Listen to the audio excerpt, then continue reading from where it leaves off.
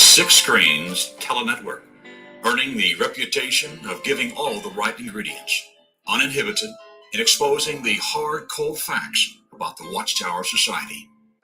And now, the end, Disney. Well, hello everyone, and welcome in to our midnight program. And we're a little late tonight, but we really appreciate Linda James. She's your favorite apostate. She's got a program here tonight called Healing from the Watchtower. So we got Linda on with us. Let's bring Linda on right now. Let's bring her onto the stream. She's doing a great job here at the Six Screens. And let's bring her on. Hello, Linda. Hi, Rick. How's it going? Well, I'm doing good tonight. Full speed ahead. Boy, I'll tell you, Linda, we had Fritz Springmeier. You probably were listening to him. I think you were. Oh, yes. Oh, my goodness. I couldn't believe it. People were really connecting with him. He had a lot to say. And I think we're going to hear more from Fritz in the future.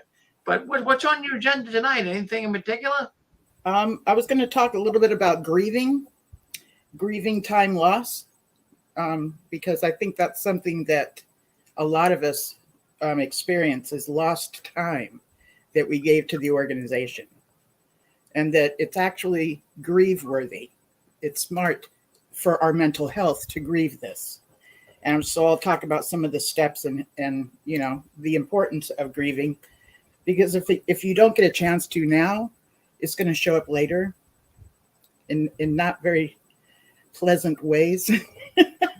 You know, if that makes sense. Oh, it makes a lot of sense. So I'm here if you need me. I'll be in my little bed here in my studio, and I'm listening, and we'll come in if you need me. So you just take the program away and keep waving that flag. Thank you, Linda. Thank you. Hello, everyone. This is Apostle Babe Linda James, your favorite apostate. And I repeat this every single week, because if you repeat something over and over and over again, you will memorize it. And I repeat it over and over and over again to you as an ethical way of brainwashing you. Okay. So I'm just tongue in cheek. I'm really joking around, but I'm explaining also a technique that cults will use. So even during the ministry school, one of the things that they talked about when you're a speaker is to repeat for emphasis, which anybody that delivers a talk, or if you're in college, if they're wanting you to remember it, a lecture or whatever, they'll repeat certain things over and over and over again. So that's where I'm coming from. I'm trying to convince everyone in the apostate community that I am their favorite apostate. So I'm hoping y'all will get that message. I'm hoping I can ethically brainwash you, okay? And by the way, brainwashing is something that came from the Asian community, that when it was, so interpreting the word for brainwashing into English, that's what we came up with, brainwashing. And what they're talking about is, if you picture a chalkboard with a bunch of information on it, and you erase all of it and then put up more information, the more information is what the idea of brainwashing is, to get rid of all of your old thinking and to put in new thinking. People's behavior is a result of your thinking. So see how that ties into place? When someone thinks something, they behave in a certain way. And if they behave in a certain way, if they can't be okay with it in their head, that's called cognitive dissonance. Like, it's just not working out in the brain. It's not connecting. It's having two different thoughts at one time that contradict each other. And that doesn't land in the brain very well and coexist very well. So you have to make the two make sense, which is very hard to do. You let go of one, keep one, or you try to make the two make sense. And so, for instance, when we would go door to door in the ministry, if we're out selling paradise, it's important for us to believe in it, to be able to sell it, right? Unless you're a true con man and you don't have any kind of conscience at all, you would be one that needed to be okay with what you're delivering to the community. So there's that. But I've been thinking a lot. Oh, I want to recommend a show. It's a podcast, and it's called Falling Out. And it has what it is a picture of the moon where there's like a little crack in it and a person falling out. And what this is second generation Moonies, who there's a gentleman who hosts this podcast. And the reason I'm suggesting it is so that you will listen to it and see if there's anything that they're talking about that they've experienced that you might have experienced as well. Because the techniques and tactics that are used by a cult are pretty much across the board the same. Not each and every cult uses all of the same techniques and tactics, but they use quite a few that are similar to what was used on us, okay? How we were manipulated. And I tell you what, almost every single one that I've looked at, they've used gaslighting. Gaslighting comes from a movie that was originally a play, and they made a movie called Gaslight. And what it came down to was there was a gal in the movie who married a gentleman who basically he did not get together with her because he loved her, but he did love bomb her pretty well and convince her to marry him. But he was really marrying her because of, I believe, her mother or somebody in her family had a certain amount of jewels. So that's the true reason why he married her. But she believed he loved her, and they got married. Now, what he would do is go and look into the attic above the home and start looking through some of the things that was used before when her mother was there at that home that she inherited. And when he went up there, I think he would turn on a light, and they had gas lights at that time. So if you can imagine a chandelier with gas lights on it, right? So, you picture these kind of, there's gas, you'll see liquid underneath it and a flame on top. That's a gas light. So what ended up happening was when he would go up there, she didn't know he was going up there. He told her he's taking an evening walk or something to that effect. And she would notice that the lights in her room would dim. And she thought that was just so odd and had no reason. She couldn't come up with a reason for it to dim. But the reason it did dim is because he was going up into the attic. So when she would ask the gal that worked for them, they had a maid who flirted with him all the time, by the way. And he liked it too. He flirted with her back. So that also confirmed he wasn't really with her for true love.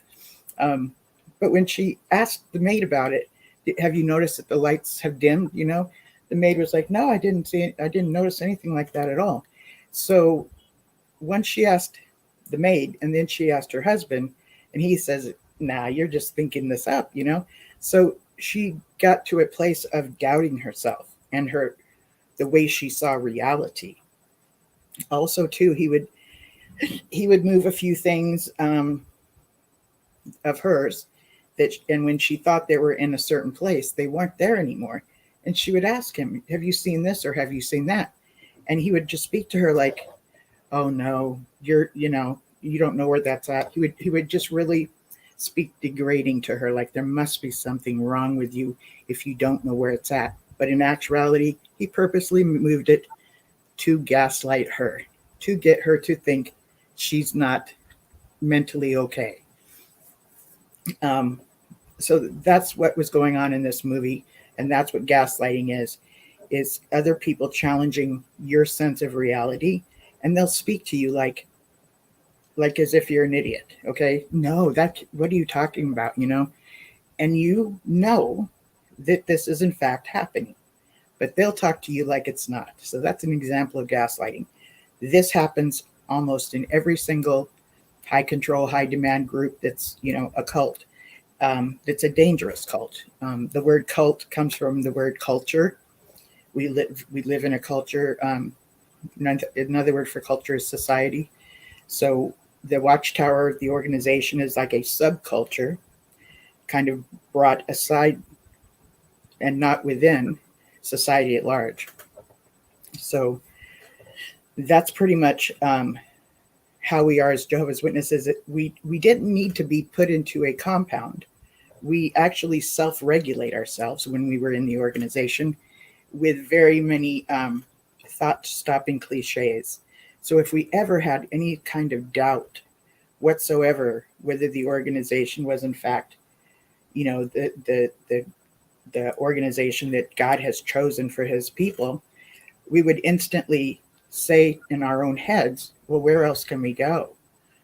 Or some other terminology. If I leave this organization, that would mean that I'm committing spiritual fornication. See, spiritual fornication is something that the organization called leaving this organization and becoming a member of another. When in actuality, I would think they would call it spiritual adultery, but they called it spiritual fornication. Okay. Terminology such as like Mother Org, the organization, you've heard of it being spoken of as mother. And then there's Jehovah God as father. And what do we call ourselves? Brothers and sisters, right? So this really infantiles us. Like this takes us to a position of being a child. We have this mother and father that gives us our instructions. And that is what it's like when we are a child. We would be taking instructions from our parents or our guardians. That's normal. But once we become an adult, that's not normal. So when we grow up within the organization, a lot of what is done is to make sure that we do not grow up in such a position to be able to live out on our own. Okay? You've heard the term that Jehovah's Witnesses are socially stunted, and they do things that are socially unacceptable. I tend to believe that's true because I remember leaving and not knowing, much of anything. And I made quite a few mistakes, okay? I did unacceptable social things. And I had to learn from my own wisdom.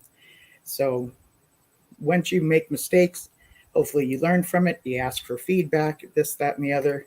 Over time, you gain wisdom. That's another thing I think that the organization wants to make sure of, that we don't gain our own wisdom. If we were growing up inside of the organization and did get to be a part of social events such as after-school activities, such as being involved in the holidays and the little parties that happen at school during the holidays, we would be more socialized. We would be more equipped on how to socialize, okay? But because we weren't allowed to be a part of any of those, I believe that contributed to being socially stunted. And when we get out in the world of society at large, if we leave that subculture that's off to the side, and we're brave enough to leave the organization and go to live in society at large, I love the way Joyce Taylor put it. It's like getting dropped off in China and being told to find your way home, or in Japan. And I'm in the United States, so if you live in Japan or China, I'm sure you can find your way. You can find your way home. But it's like the other side of the world. You get dropped off over there, and you're told find your way home. But yet you're not equipped with even how to function. Okay, you don't know what's acceptable or in that culture, so you're going to do a lot of things wrong. You're going to make some mistakes. You're going to do some things right.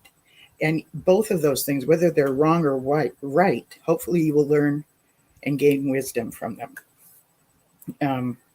That's something I believe the organization wants to make sure that we do not get, as those of us that are second generation, third generation, fourth or fifth, however many generations since Russell, that we've been in this organization. We have been trained to self-isolate. We don't want to associate with people that are not Jehovah's Witnesses, because bad association spoils useful habits, right? So anybody that's not a Jehovah's Witness, we've been trained to believe that they are bad associations. So we self-isolate and not be around them that much, only as much as necessary, such as if we have a job. But if we get invited after work to, say, watch a football game or something at some local sports bar, we'll turn them down. Or, if you're a good member, you'll turn them down because hanging out with that group of people are bad association, and that's not necessary. So that's part of the way we were trained to self-isolate. Plus, we've always got something that needs to be done within the organization. Either it's a meeting night or we're studying for the meeting the day before. And who knows what else. There's the family Bible studies, or even evening ministry where you go out door to door. Spring has sprung. We are now into the spring of 2023, and the days are going to get longer, and there'll be more time to do evening witnessing. Okay, so there's always the chance to do that rather than go hit the local bar with a few friends from work, which, by the way, they're not supposed to be friends. They're considered associates. And it's what the organization has taught their members is that hanging out with them will erode the faith that they do have for Jehovah.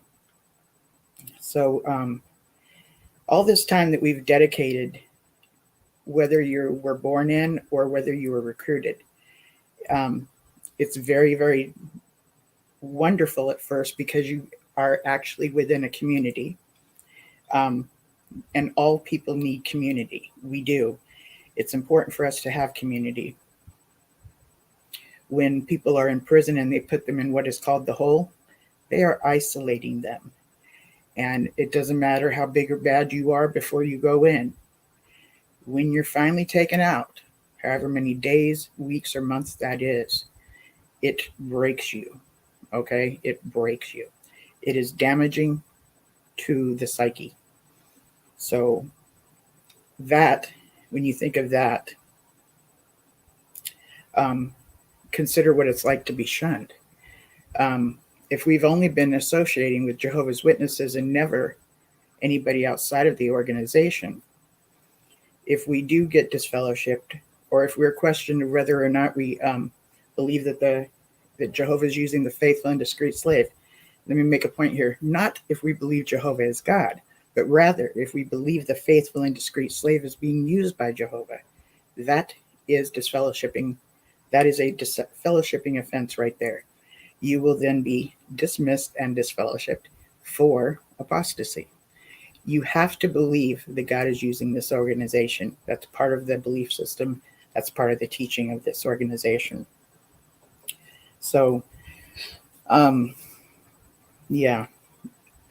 so when we do get to wake up, that word wake up is so fascinating because today the term woke is kind of like some find it okay and some find it not. So I don't think it's being spoken of as the same way.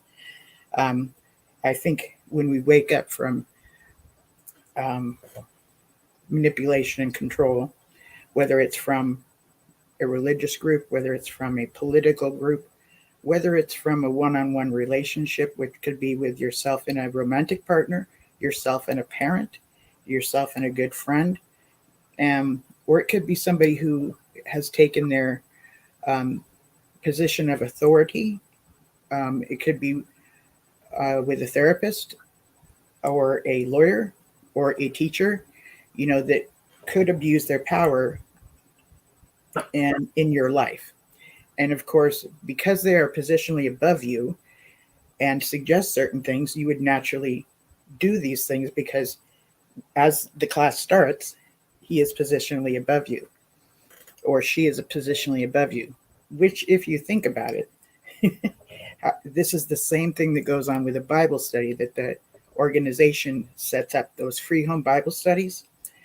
When Jehovah's Witnesses show up, they are the teacher. They are the instructors.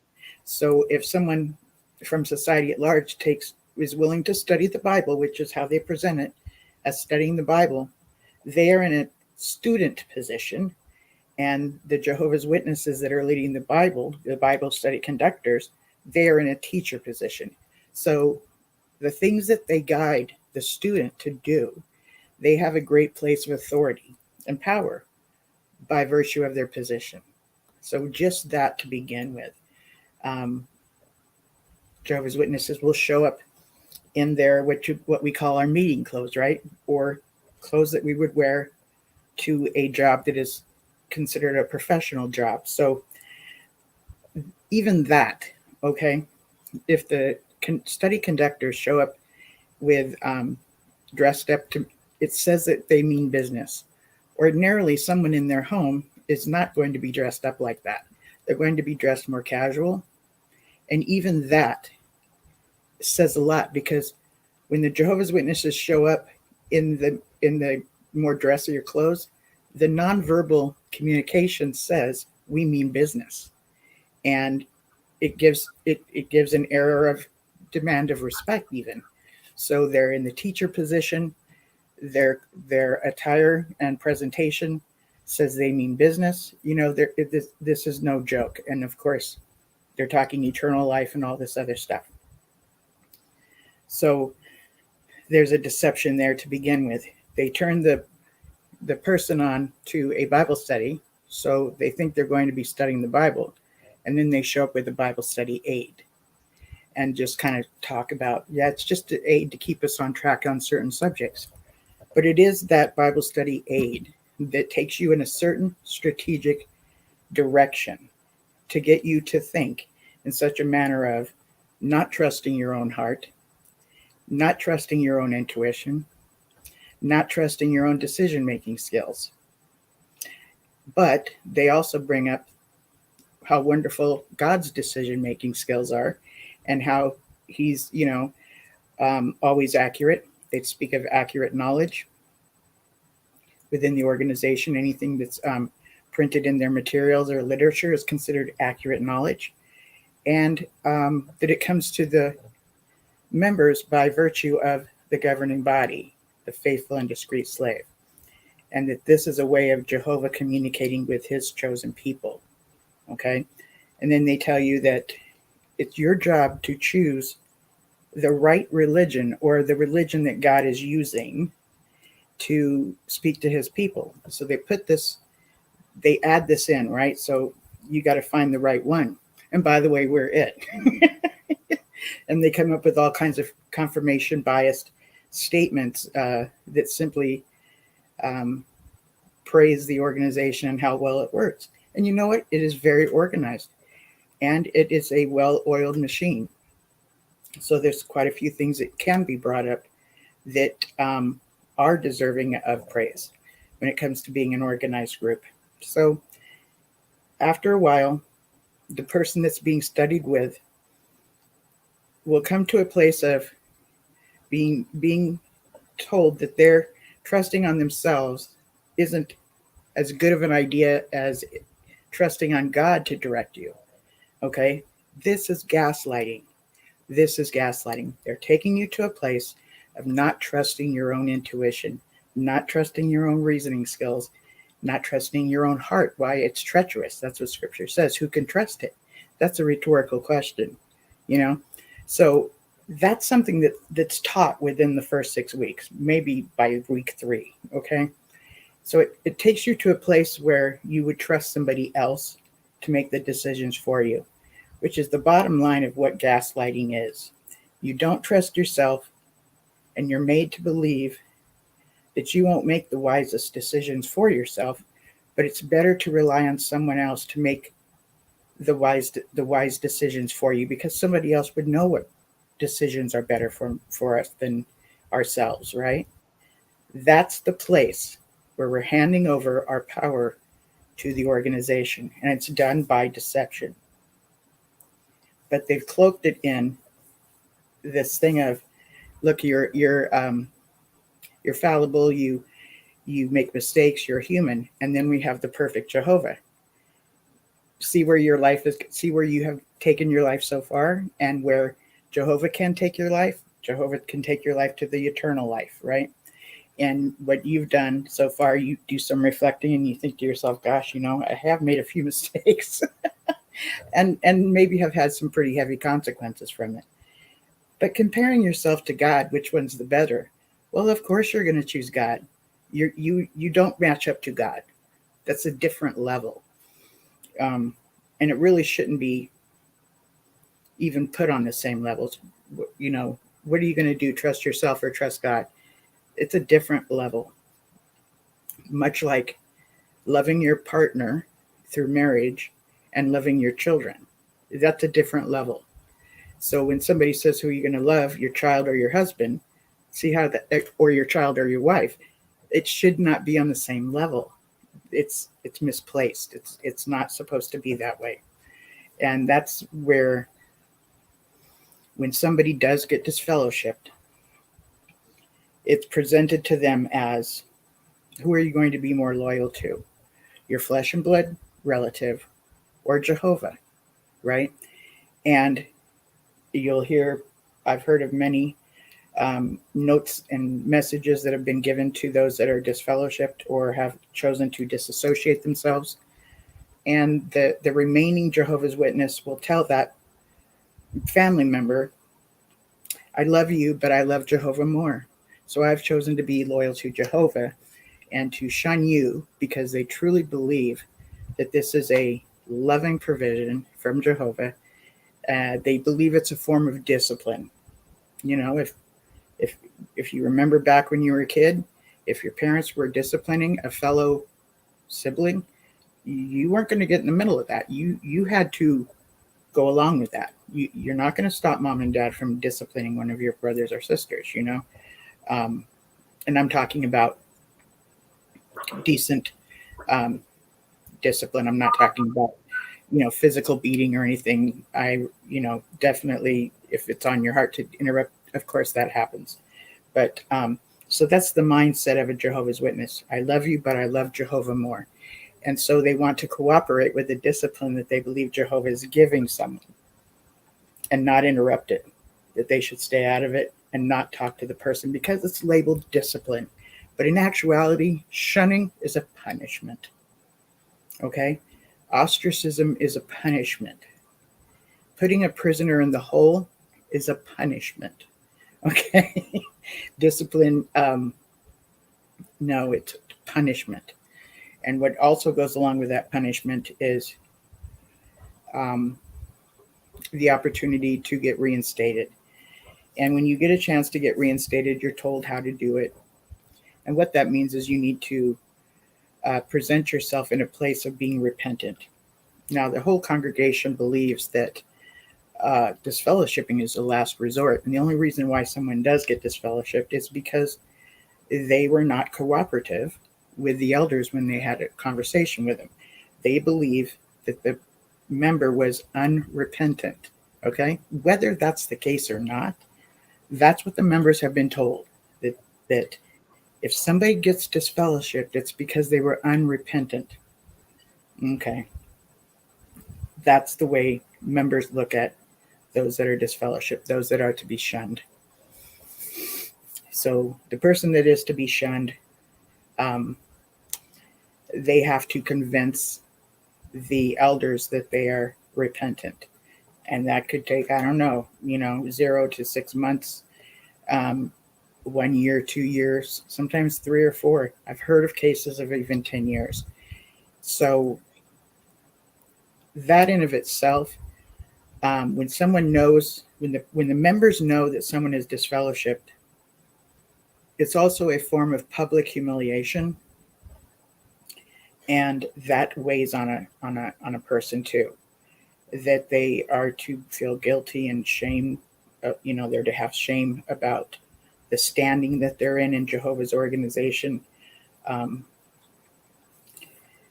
I've heard that some people are told that they're being handed over to Satan. Okay, like Satan runs the whole system of things outside of the organization. So if someone is no longer a member, they're no longer one of us, okay, the good guys, and then they're part of them, us and them, the bad guys. So I've heard elders make statements of, I'm handing you over to Satan, meaning they now are no longer a member of the organization, and they live in society at large, and that they are under the influence of Satan, the devil. That's where that terminology comes from. I've also heard that people will be told that Jehovah himself considers this person as being spiritually dead. And when someone is disfellowshipped and nobody else speaks to them, looks right through them as though they're there, as though they are not there, it also manipulates that person's reality to even feel physically dead because they're not acknowledged, almost as though they're a ghost. Okay?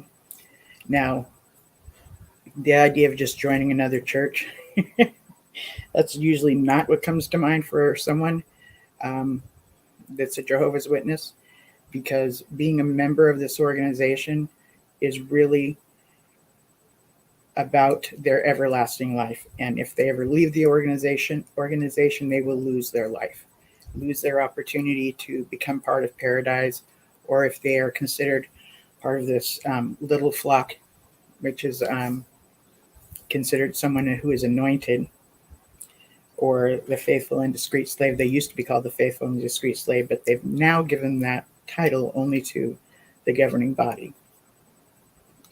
Those are ones that have what is called a heavenly calling, so they don't look forward to paradise. Okay, so there's that. When someone finally wakes up, I see it as more of as though they were asleep and just going through the motions, and life has become an over and over and over and over routine, that you never can quite catch up on. You're always behind in certain areas, and you're pretty much sleepwalking kind of thing. To become woken up is more like getting out of that somewhat and thinking a bit differently than how the literature and how what we've heard from the podium has trained the members to think. I'm going back and forth. I've been really working on not saying we as in myself, because I no longer attend meetings. I do sometimes on Zoom, but I've stopped doing that.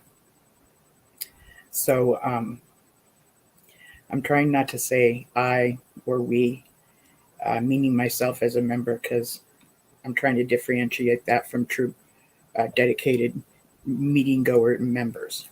So I kind of go back and forth, so kind of bear with me. I'm changing that up. It's kind of like when somebody is going through not calling the organization the truth anymore. So for instance, I don't call the organization the truth unless I'm quoting someone. I call it the org. I don't call it the truth. It's not the truth. But that's part of the loaded language too. So when someone is disfellowshipped, they are hoping that Jehovah will see them as being repentant enough and would give that message to the elders somehow. And they're supposed to write letters requesting to be reinstated. But all during that time, they are still not supposed to associate with society at large, because that is still bad association. Even though they're not in the us group, us and them being the bad guys, and they've been handed over to them, Satan the devil, they will write letters and ask to be reinstated and part of the organization again, because that's really the only safe place.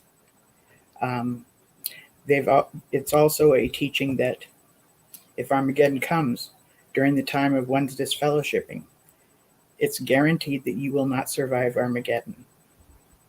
You just won't. You won't survive. So getting back into the group is another good thing, because excuse me, part of their teaching is if you die before Armageddon, then there is a hope of a resurrection for you. But anybody that dies during Armageddon, there is no hope for a resurrection, whether it's a hope for a heavenly resurrection or an earthly resurrection. So time being disfellowshipped, or time put into this organization, going door to door, the members are taught that it is a commission, that it's basically a commandment, that they're expected to all go door to door in the ministry. Well, They do have scripture to back that up. But let me just say this. Russell hired coal porters. So those were people that would go door to door and sell these books. Okay. Russell didn't have the members going door to door. Rutherford did. After Rutherford got out of prison, he got the members to all start going door to door. And if you think about it, you've seen the record players and how they would go to door, and somebody would come to the door and they would turn on the record player and they would listen to Rutherford make a statement or two, a little sermon of some sort. So they weren't even talking at the doors, just, giving the gospel. They would just turn on this record player, right? So it took a while to go from there to allowing the members to actually speak to these people at the door. And then there was a time when, about that same time, when if you did go door to door a certain amount of hours, you were considered a minister. But all of the members were considered ministers if you went door to door. But if you were supposed to sign up for the service because it was wartime or something to that effect, elders would not claim that you were a full-time servant unless you were putting in so many hours. Then they would claim that you are a full-time minister, and that would help you not have to join the service. But if you did less hours, and I don't remember what that amount is, I don't remember, then you would have to fend for yourself when it came time to whatever consequence the government was going to give you. Then you had to pretty much fend for yourself and state for yourself that you're a conscientious objector and you do not choose to be involved with war.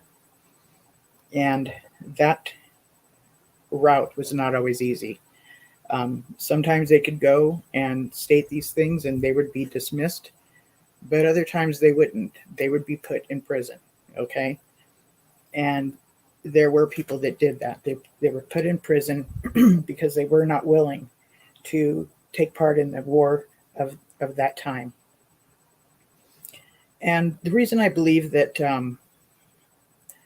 the society claims that Jehovah's Witnesses are not willing to go to war or be patriotic or vote or anything, I believe it's because the organization sees itself as its own nation without land. So it's like it's its own government. It's a theocracy, a government ruled by God. So they're like their own nation. So it's almost like treason if you were to be patriotic to the land that you lived in. That would be not putting Jehovah God's government first, right? And if you're involved in a government ruled by God, that's the one you want to be loyal to, not the one of the land that you live in.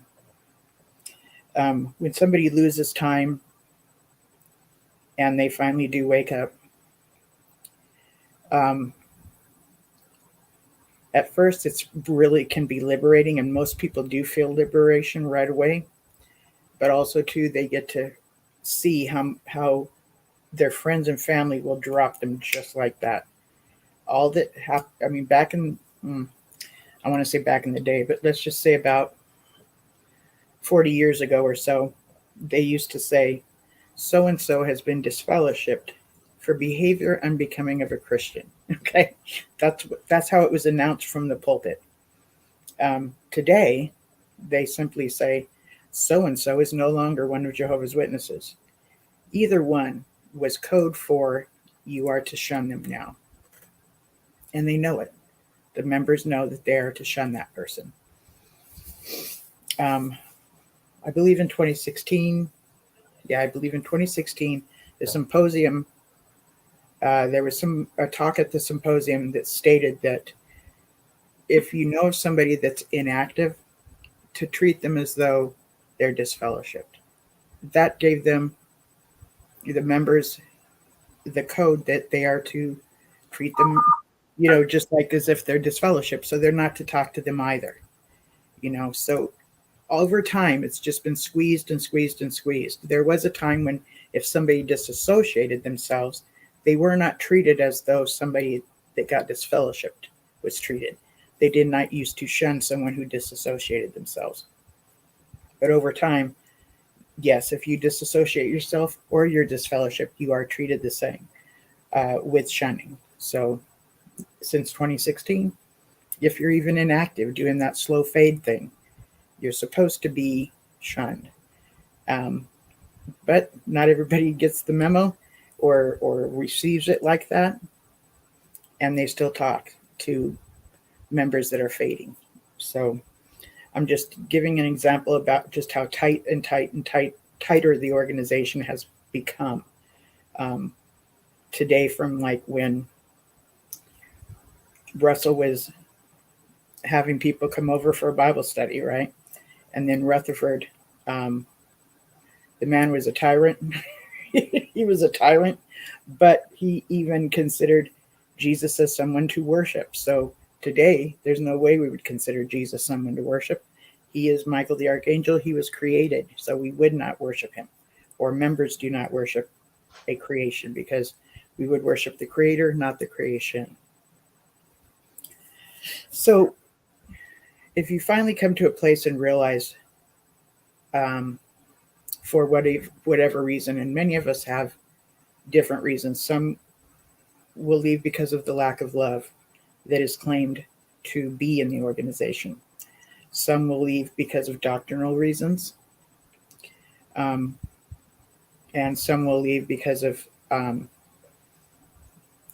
the techniques and tactics that they've come to learn that are cult related techniques and tactics that are used to manipulate and control someone's thoughts and behavior.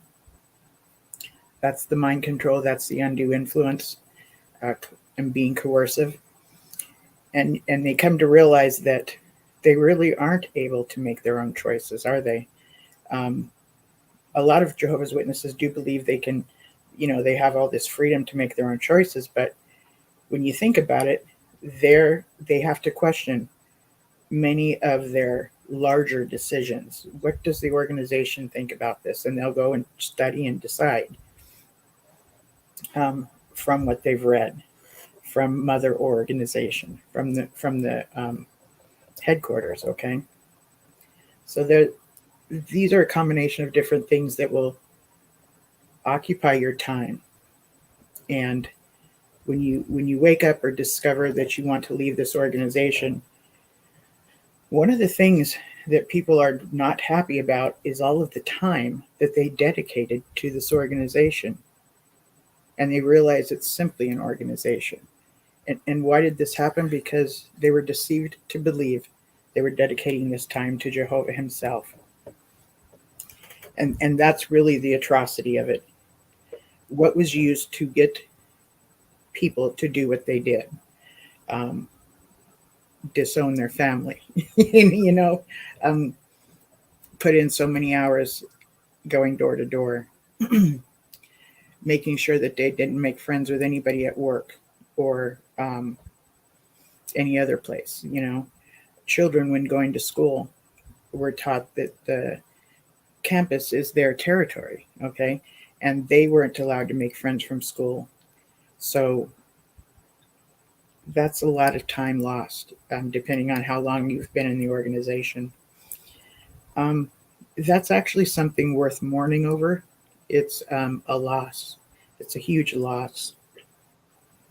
When somebody leaves an abusive partner or spouse, even though it was the right thing to do because it was a toxic relationship, it's still normal for one to mourn and to miss the abusive partner. It's very, very normal. So it's also normal to miss being around the brothers and sisters within the organization, to miss even the routine, even though it was, taking over every minute of their lives. This is something they were used to doing. So this is normal, to mourn the loss of being part of this organization. And I believe this is a huge part of healing after you leave the organization that some might not be taking into consideration. It doesn't mean that you're wimpy. It doesn't mean that you're soft. It means that you're wise to take note of how your body is feeling at times. Another thing about being in the organization is that we were really taught, I just said we, members are really taught to not pay attention to their intuition, not pay attention to their own reasoning skills, and look more so at what the organization says their thought process should be, what the organization says their heart condition should be. Okay. So even though they read what it says and it goes differently than what their heart actually sees or how their heart actually feels or what their intuition is telling them, that's the gaslighting. They're going to ignore what's going on in their body and obey what's in the literature because they've been gaslit to believe that this information is coming from God, Jehovah God himself. So they deny how they would make a decision with their own wisdom and go by, quote unquote, the accurate knowledge of what the organization says for them to do. So they trusted that God was using this organization. So when they've left, there's a real sense of betrayal. Some think that they are too old to go to college. That's not the case. There's always, there's going to be time going by anyways. So check with your local junior college, see what they have going on. And if you have small children, there is usually a place on a junior college where some students are learning early childhood education. And they need live children there for their training of early childhood education, which would mean they would be a teacher later, maybe in kindergarten to, I think it's pretty much elementary schools up to fourth grade. I don't know. But so that portion of the campus, the school campus, would have all of these instructors there, and they're teaching these students early childhood education. And that actually, if you take your kids there, which I used to take my kids, I used to go to a junior college. It was like super inexpensive. And if you're already low income, which many Jehovah's Witnesses are, sometimes the fee would be waived because what was really going on is they needed the experience. The students needed the experience, and you as a student would benefit as well. So there's that possibility that many Jehovah's Witnesses don't even know exists. Okay. And my kids used to really enjoy it. So, and I felt good about it because there was all these instructors there, and I knew that these students were wanting to be in having a career working with small children. So yeah, there's that. And when you just go to a counselor or make an appointment to go on a community college, you're going to find out that there's so much more available than you even realize. For instance, something that's called a Pell Grant. It might be a different name for different states or different countries, but I'm in Southern California, and when I went to a community college, I qualified for a Pell Grant. And I believe at that time, which was a long time ago, it gave me I think $1,500. So, and that was to help me buy books, and I could use it on whatever I wanted, but it was specifically for these things to support me in going to college. There are some conditions, and at the time I was going, I needed to be a part-time student or a full-time student, and whatever the qualifications are that made you a part-time or full-time student, you would have to be within those. So if part-time student is 6 credits and full-time is 12 credits, you want to make sure that you're taking a class that either has that amount of credits or just above. And then you would qualify for a Pell Grant. And what's interesting about Pell Grants, and I'm saying this for those of you that are young ones, okay, if you've recently left your parents' home and you want to go to college, the application will ask what your parents' income is. If y'all got kicked out, if you take that application to your parents, I don't think they're going to have anything to do with that. So I encourage you to literally speak to someone that's in a position above simply the people that give you your application and receive it. Talk to them and say, this is my situation. I've been kicked out for whatever reason. There's no way my parents are going to sign this because, by the way, this religion I was involved in does not, for the most part, promote higher education. What they promote is me going door to door, and I no longer am with this religion and do want to educate myself. If you talk to somebody that just has a bit of a higher authority, they'll know what to do to make sure to get whatever I's dotted and T's crossed to make it work out for you. Okay. So when you get to those places of where it seems like it's a dead end, always go and see if you could talk to somebody that might have a suggestion for you or are able to bend the rules or make you an exception of the rules. Because trust me, you won't be the first one to go to them and say, this is my situation. Okay. So, and believe it or not, they want to help you.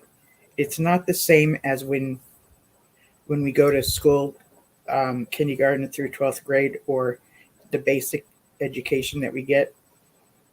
You know, if you're not passing the class, the teachers in college actually believe they're failing. Okay. So they won't be able to keep a job if they keep teaching a class that a bunch of students are failing in. They actually have more of a desire to support you to pass the class. Oftentimes they'll give you their email, or if you have special needs. If I grew up in special ed, there's a section in school that helps those that have learning disabilities and stuff, which I do have a learning disability, which means it takes me a while to learn it, but once I get it, I've got it. So I need extra time for learning. And what it gave me was extra time to take my tests too. And it just, there's a lot of things on campus that can support you if you just start if you just start asking about stuff. And please ask with no shame. The college is literally there wanting you to succeed, okay? Which is kind of hard to believe, but that is pretty much the case. So there's also... Can I interrupt a little bit? Sure. Who is this? Oh. It's Tom. Tom, hi. Hi, I've made a few notes because you've covered several really good points. Good. That a comment. I don't mean to. I don't want to ruin your train of thought. I'm fine. That's cool. Get back to that higher education, okay? But before I forget all this stuff, one of the first things that you had mentioned, you were talking about how, bad associations spoils useful habits. Yes. And I know that they tend to basically, okay, if they're not Jehovah's Witnesses, then you will learn things that aren't appropriate or that don't go along with Jehovah's Witness. Right. Teachings or whatever. But actually, in real life, when you leave and you start to make friends, and you find out that, guess what, this friend isn't the friend that I want, that friend isn't the friend that I want. You start to realize, my experience is that, you find out that, oh boy, these guys are thieves, and they're trying to get me to join into their, little thieving ring. Or these guys are doing certain drugs and they want me to join in. So yeah, if you associate with people like that, you have a much, larger chance of getting sucked into those things. So that actually is good. It's actually if you look at it in a different way, it's really good advice. I agree. Spoil useful habits. It really does. But they twist it in a way that destroys our ability to actually make friends and decide who is a good person and who isn't. Because if they're not a Jehovah's Witness, then they're bad association.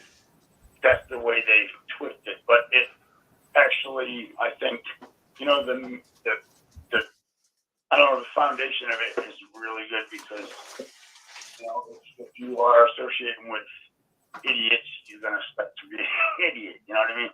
So anyways, that was my first thought. And then I had another one that I wanted to bring up. So you were talking about people used to be disassociated and, and you could still associate with them because they were just associated. But now they're called no longer a Jehovah's Witness. Right? Right. When they make the announcement at the platform, so-and-so is no longer one of Jehovah's Witnesses. That's correct. Right. And I actually remember that. So I have a big family. My mom has like 8 sisters or whatever.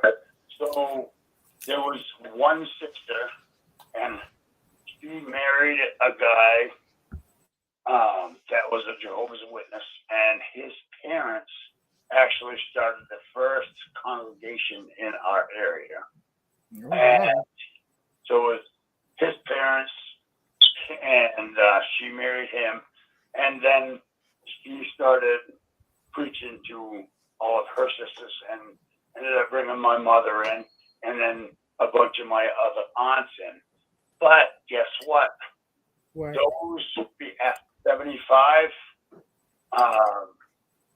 the people, well, her husband, who was the original Jehovah's Witness, he refused to quit smoking, and his parents, who started the first congregation up there, they decided they didn't want BJWs anymore. But guess what?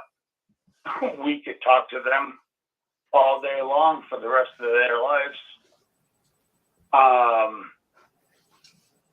They were never, announced as no longer Jehovah's Witnesses, even though they're the ones who started it. You know what I mean? And so they changed all of our lives. That all of me, my mom, my aunts, and my cousins, all into this organization. But the people who started it decided they didn't want anything to do with it, but we could still associate with them freely because they changed the rules later. You know what I mean? So, so I'm just affirming that's how that was. They decided to disassociate, and there were no repercussions. But now there are. Yes. That's wrong, I think. And then I had another one. Sure. We're talking about intuition.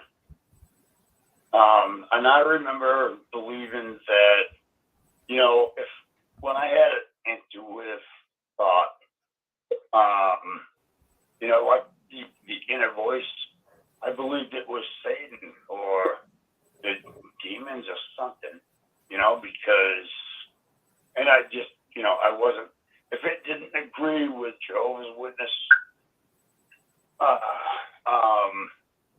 theology, then it must be Satan. you know. And I always wondered, why would Satan have any interest in me? Why would he make me think these things?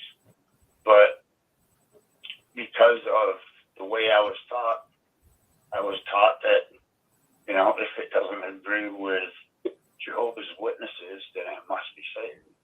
And Satan and his demons are trying to influence me.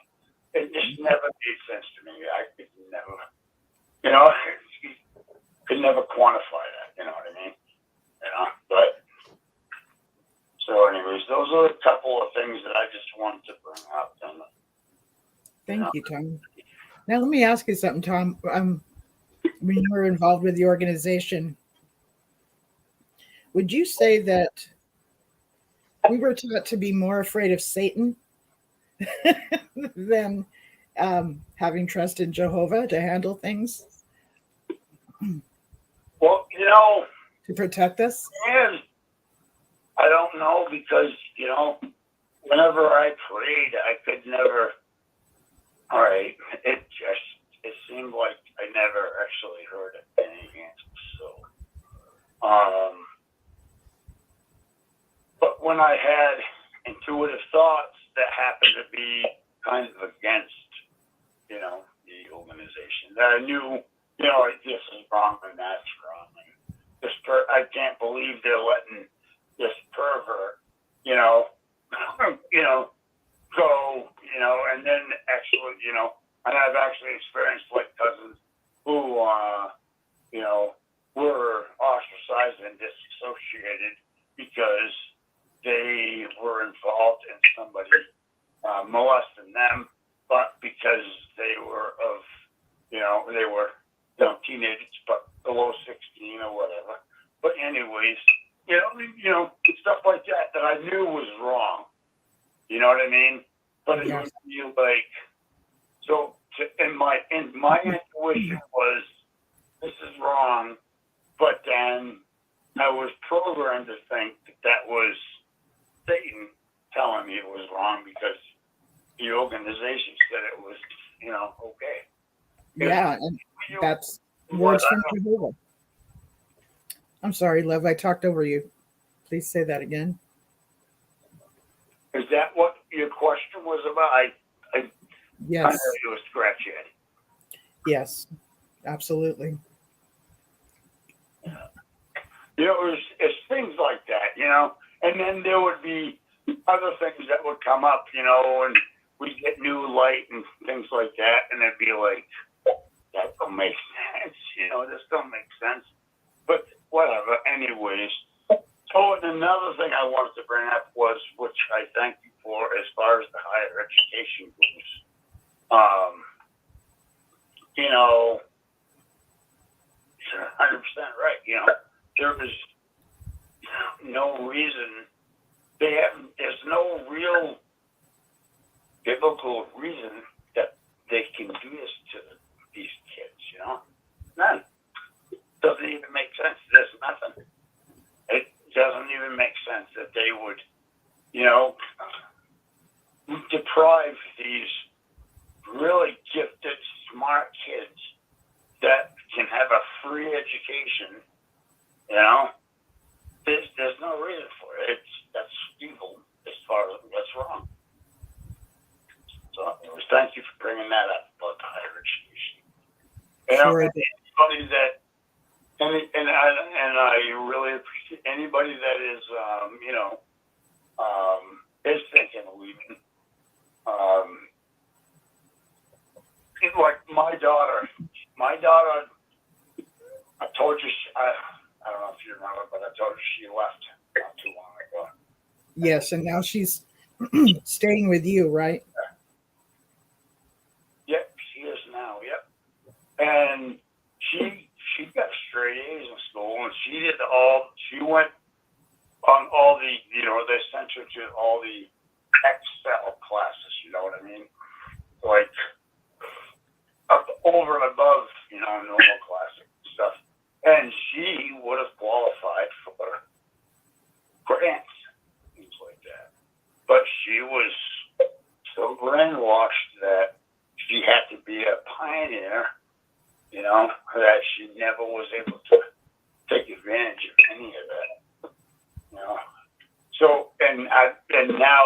if it's too late, but, you know, she's been out of high school for a couple of years now. And now, you know, she's actually thinking about, you know, her future, and excelling at what she does in nursing, which, I mean, you know, she could have already have had an associate's degree by now, you know, but she wasn't allowed to go to school, and she could have done it for free because, you know, she would have got these grants. You know, I don't know if maybe she's able to, you know, I don't know, I maybe find something where she can get some grants now, but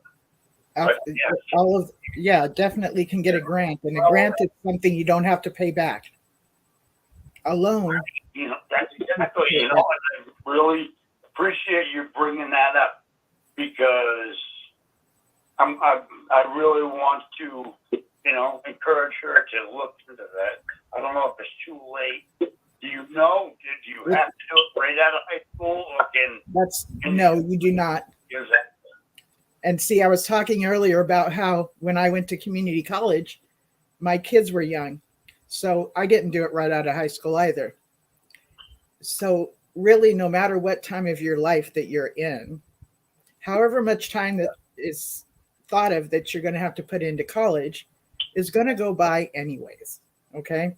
So if you're in a situation where, you know, you might get some support or not, check with the college, because these community colleges, and I'm calling it I'm saying community college because that's usually where somebody starts when they go to college, at a community college. They want to support people. They want to support students. And please don't think that you're too old. You might think that you're going to walk on campus and everybody's going to be all young and looking all, you know, young. And you'll be surprised how many are your own age and older. Okay, that's not uncommon. Well, she's, I think she's gotten a lot of her, you know, sowing her wild oats, you know, left like just before Christmas, you know, so she got a lot of stuff out of her system and everything. And she's staying with me now, and she doesn't have to pay rent like she was before, you know. Mm-hmm. So I think that, you know, hopefully, and she actually works in a college town. Hopefully we can find out. I'm going to do my best to help her make that happen, because she really, you know, basically before all she was like, I'm going to pioneer, and, you know, that's what she was programmed, you know. Yes. Even though she loves being in the nursing field, you know. She's really good with kids. She does pediatrics and stuff. Oh, really? Okay. Yep. And, you know, she did do the certificate stuff, but it would be nice if she could get a you know, like. I heard you, sweetie. I'll be right with you. You were talking about. So that's cool. Thank you. I will talk to you about it. I don't want to take up the rest of this show, but I just wanted to interrupt you before I lost track of all those other thoughts that I had. Okay. Yes. And even if you walk on campus and you don't know what you want to take, you don't know what career you want to be in, they even got like tests and surveys to take to help you understand what would be good for your kind of personality. And so then you end up with a list, and you look over the lists and think, oh, maybe that one, maybe that, you know, so it helps you figure out what you'd be good at. Okay. Yeah. Who else just chimed in? I'll have to look into that myself so I can change my career. But yeah. I know what she wants to do. She wants to be a nurse, and so that's cool. And I'm just gonna really, you know, push it and look into the grants and all that stuff. Thank you for bringing that up. We've lost a lot of nurses during the pandemic, and we need them. No, we didn't. The nurses are really the backbone of the medical field. Yeah, yeah, she is. She has a really good bedside manner. She's been my nurse for a while. You know, Has she? That's too darling. There was a gal chiming in. I'm gonna let you go, Tom, or you can hang on and listen. I wanted to mention something to Tom. Oh, Tom, it's Susan. She wants to talk to you. Okay. I wanted to mention about your daughter. That's wonderful. She wants to be a nurse, and because it's such a high demand profession that hospitals are in need, like Linda mentioned, of nurses. They're really willing to help them with their education. And it's true that if you go to the college, if your daughter would go to the college she's looking at and find out what grants are there. And one grant that's already there is named a Pell Grant, P-E-L-L grant. And it's usually about $2,500 from the government. And they'll pay it for college. Yep. Cool. I wrote that down and I will mention that. Thank you. And I also like one thing you mentioned, because I had finally realized that I felt the same way. That more than loving Jehovah, you feared Satan, and that's why you were sitting in that chair. What's that? That you, more than loving God, you feared Satan. And so you were sitting in the chair because you feared Satan as much or more than you feared God. Right. So that Thank you for that. You're right. Yep. But, but was it intuition, though? Or was it Satan? Or was it my God-given ability to,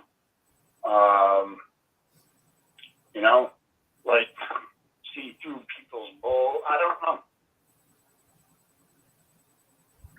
But you're right. I have never, let me just say this. I've never heard anybody say that they regretted listening to their gut or their intuition, which is the same thing. I've never heard anybody say, my gut said this and then I followed it and now I regret it. I've never heard this. I agree.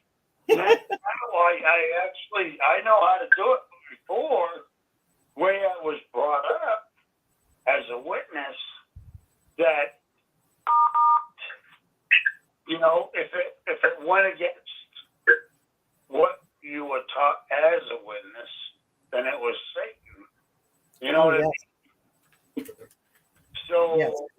But you're 100% right.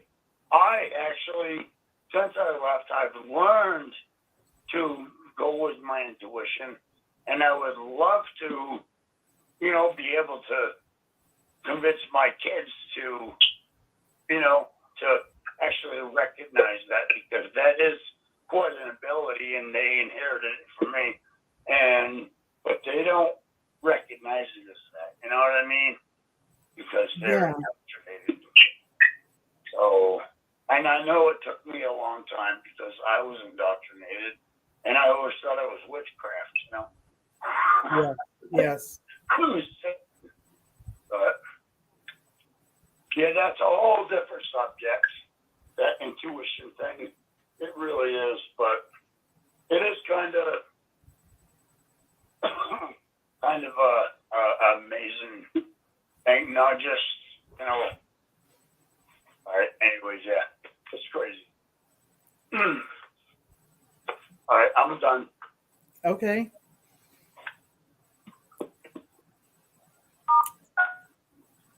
Does anybody else want to say anything? Or have anything to add?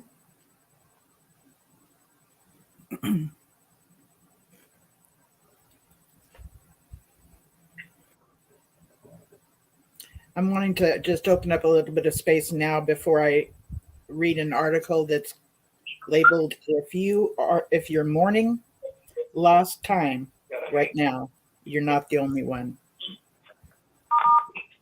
Hi, is someone there?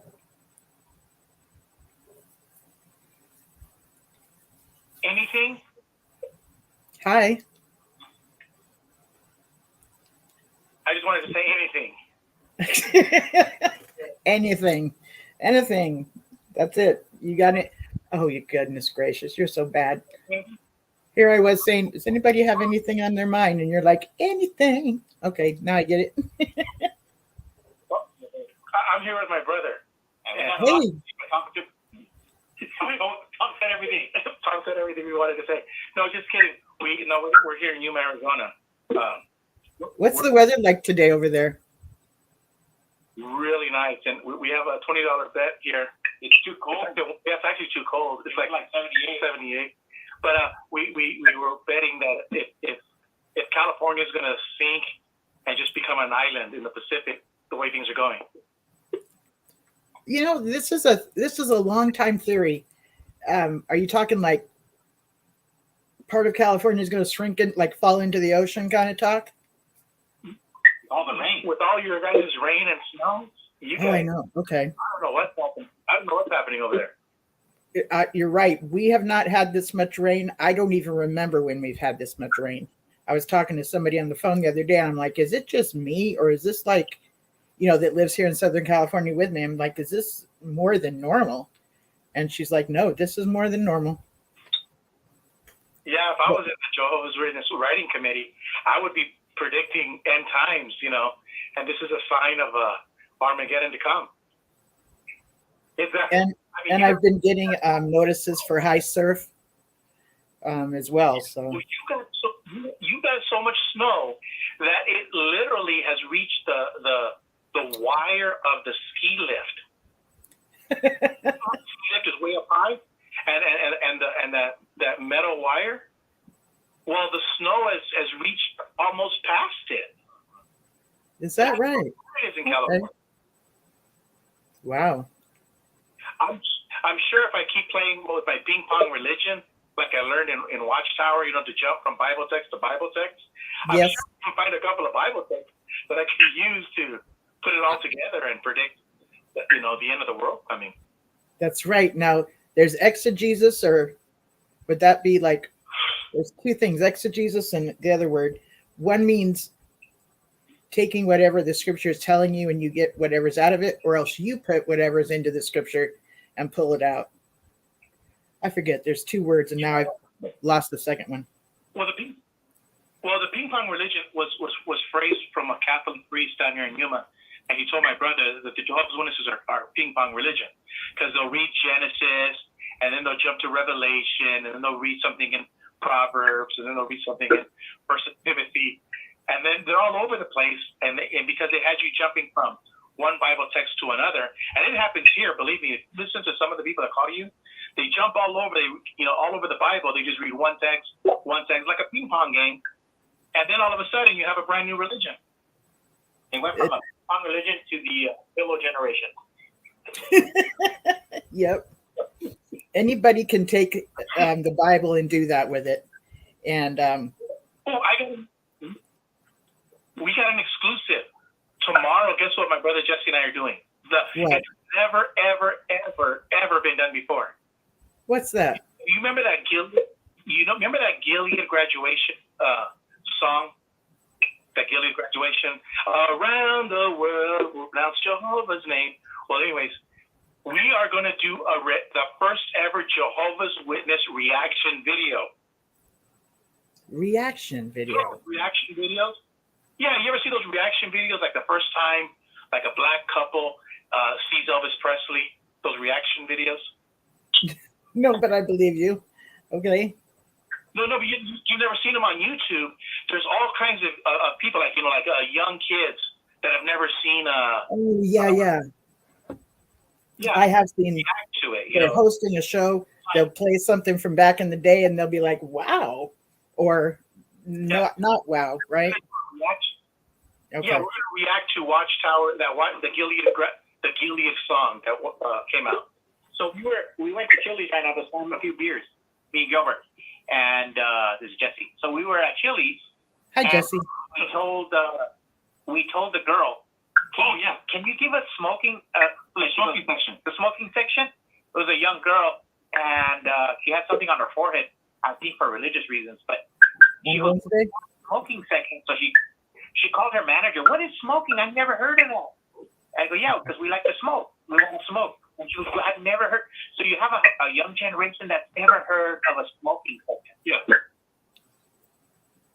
Just like we're so old. We're so old. Can you believe we've never heard a rap song? So we're going to do that. Yeah, we'll do that too. Wow. What time do you guys plan to go? Is this going to be live or pre-made or? No. We're going to have to. I'm going to have to edit it, but yeah. I love that brother that plays the guitar. He's the only cool guy in that video. You've seen that video, right? The Gilead song that came out. With the Stepford Wives. With the Stepford Wives. The 3 women singing. Maybe so. Yeah. Now, they look just like our Jehovah's Witness sisters and sister-in-laws. We're not joking. The crazy Japanese girl looks just like our sister. Yeah. And the Stepford wife looks just like our sister-in-law. Yeah. So, okay, so what is the name of your YouTube channel, Gilbert? GG4GB. That's the name of your YouTube channel? Yeah, GG for GB. To be or not GB. Mm-hmm. So tomorrow on Sunday. I got a question for you. What's up? And I'm not knocking up my ex-Jehovah's Witness brothers. I love them. But, this thing with Rick Barron on the show before you, what is up with these ex-Jehovah's Witnesses and their obsession with the Illuminati, the Masons, and who else? Somebody else. But have you noticed? I mean, is it me? Not that there's anything wrong with it, but I've never seen, like all of my life, I've never heard of the Illuminati. Maybe if I was tuning into Alex Jones or the Masons, but Art Bell. But Art Bell. I remember Art Bell. Yeah. I remember Art Bell. So Art Bell was somebody that used to host the show Coast to Coast, which is usually played at night on a radio station called KFI. It still plays at night, but the host is George Norrie. Okay, let me see if you remember the Mighty 690. Yes. You do remember the Mighty 690? It was a rock and roll channel. Yes, back in the 70s and 80s. We used to listen to. So back then there was no computers, there was no cable TV. So me and Gilbert, when we were little, we used to sit outside our telephone pole with our transistor radio, and we would link hands like 4 or 5 of us, so we could pick up the Mighty 690 out of San Diego. And you have the jack just blaring rock and roll music. So I don't remember what channel it was. There's a channel called The Wave now, 94.7. I'm in Southern California. But before it became The Wave, it was a modern rock channel. And on the day that it switched from that modern rock channel to The Wave, I remember listening to that day, and it was so monumental in my brain. And I was not happy about it. Let me just say, I was not happy about it. But the older I got, the more I really appreciated 94.7 smooth jazz, kind of sounds. So, now you guys had KFI, Mr. KFI at nighttime. Did you ever remember Mr. KFI? I don't recall anybody called Mr. KFI, but I used to be a diehard KFI listener. Yeah, well, that was way back in the day, and he was Mr. KFI. He was Miss, and then his middle initial was Miss Tur, something like that, and his last name was KFI. And he would just talk about anything, and he was like he proclaimed himself a master, like a conversationalist. Like he could just talk to anybody about anything. Yeah, and kind of like my brother Jesse, the Jehovah debater. But yeah, so I've always remembered that. It was one of the greatest shows that KFI had. And I don't know about John and Ken. They think I think they yell too much down there in Southern California. Well, they're waking people up. It comes on in the morning. Yeah. They're waking people up. Oh, that's what it is. Let's go back to Coast to Coast. I have a question for you. Every so often, George Norrie would get this phone call from JC, who went absolutely biblically nuts. JC, do you remember those phone calls from JC? He was like a biblical person and just talking all crazy, like basically doom and gloom, and he was reprimanding everybody. JC. We don't remember this JC by name, but we remember one night me and Gilbert were driving through the desert from Yuma to Phoenix. Okay. UFOs will pick you up. The UFOs will pick you up and they'll take you, and they were Mexicans, so we're like being burritos to those And so you got to Are be you careful. saying Doing. who were Mexicans? And we were listening to Art Bell, and he brought in this guy who was religious, and he was talking about the God of the Milky Way galaxy. And it's about 2:00 in the morning. Me and Gilbert had just gone to see the Phoenix Suns, and we're driving home real late at night through the desert. And it's scary. We're listening to Art Bell. We're kind of hugging each other, praying. So we're both elders, and we're scared, and we're not supposed to listen to Art Bell. We're listening. And guess what he said? Guess what he told Art Bell? This is not a lie. Me and Gilbert almost shit our pants. What did he say? He told Art Bell, what is the name of the God of the Milky Way? He said Jehovah, and me and Gilbert wet ourselves crying. And So for the audience, Coast to Coast is a show that will talk about most anything that you wouldn't talk about during the day. So they'll talk about ghosts, they'll talk about aliens, they'll talk about numerology, they'll talk about all kinds of, different things that most people during the day you won't hear on normal radio, but it's kind of just a bit different and a bit conspiracy, but it's just enough to be really fascinating. Really fascinating. Yeah. But that opened up my eyes. Like, he said there's a lot of gods in all the galaxies, but the Milky Way is, the big dog is Jehovah. Yeah. So that made that scared us straight. That scared us straight. That's too funny. And you both were elders at that time listening to George Norrie. Art Bell. So Art Bell was a person that was the host of Coast to Coast back in the day. He had this very rich voice. He would take pauses that would encourage people to think and, ask questions. And he had a very distinctive voice, and it was very enjoyable to listen to. He would go off and talk about certain ideas he was having at the time, or a little bit about what was going on in his life. But he was very, very good to the guests that he would have on. And George Norrie has taken over and done a very good job as well. But nobody can replace Art Bell. You can still find Art Bell on YouTube. Oh, yeah. And, George Norrie, I thought he was crazy because he would say all the time, there's no such thing as a coincidence. And then as I got older and older and older, I kept thinking to myself, damn, that George Norrie's a genius. And I'm in my 50s and stuff. I'm in 100% agreement with George Norrie. It's not a coincidence. There's something wrong. We know that the Jehovah's Witnesses are Masons, right? The governing body and all that. But now all of the ex-Jehovah's Witnesses are like expert in the Mason religion. This is not a coincidence. Something's wrong here. That's all I'm saying. I do hear you, yeah. I can't make it out, but I just tell her our theory. I'm a believer. Our theory is that one spirit leaves. See, that's the other thing. Remember, Jesus says that when one spirit leaves you, then he comes back with 7 worse ones. And sometimes that happens. You leave a demonic cult like Jehovah's Witnesses. If you don't get your act together, your T's crossed and your I's dotted, you don't get your life in order, those demons are going to come back, and he's not going to come back alone. He's going to come back with 7. And YouTube is filled with that proof, where you see all of these ex-Jehovah's Witnesses says, when I left Watchtower, all of this happened to me. Well, no shit. And let me just say here that, okay, I hear your point.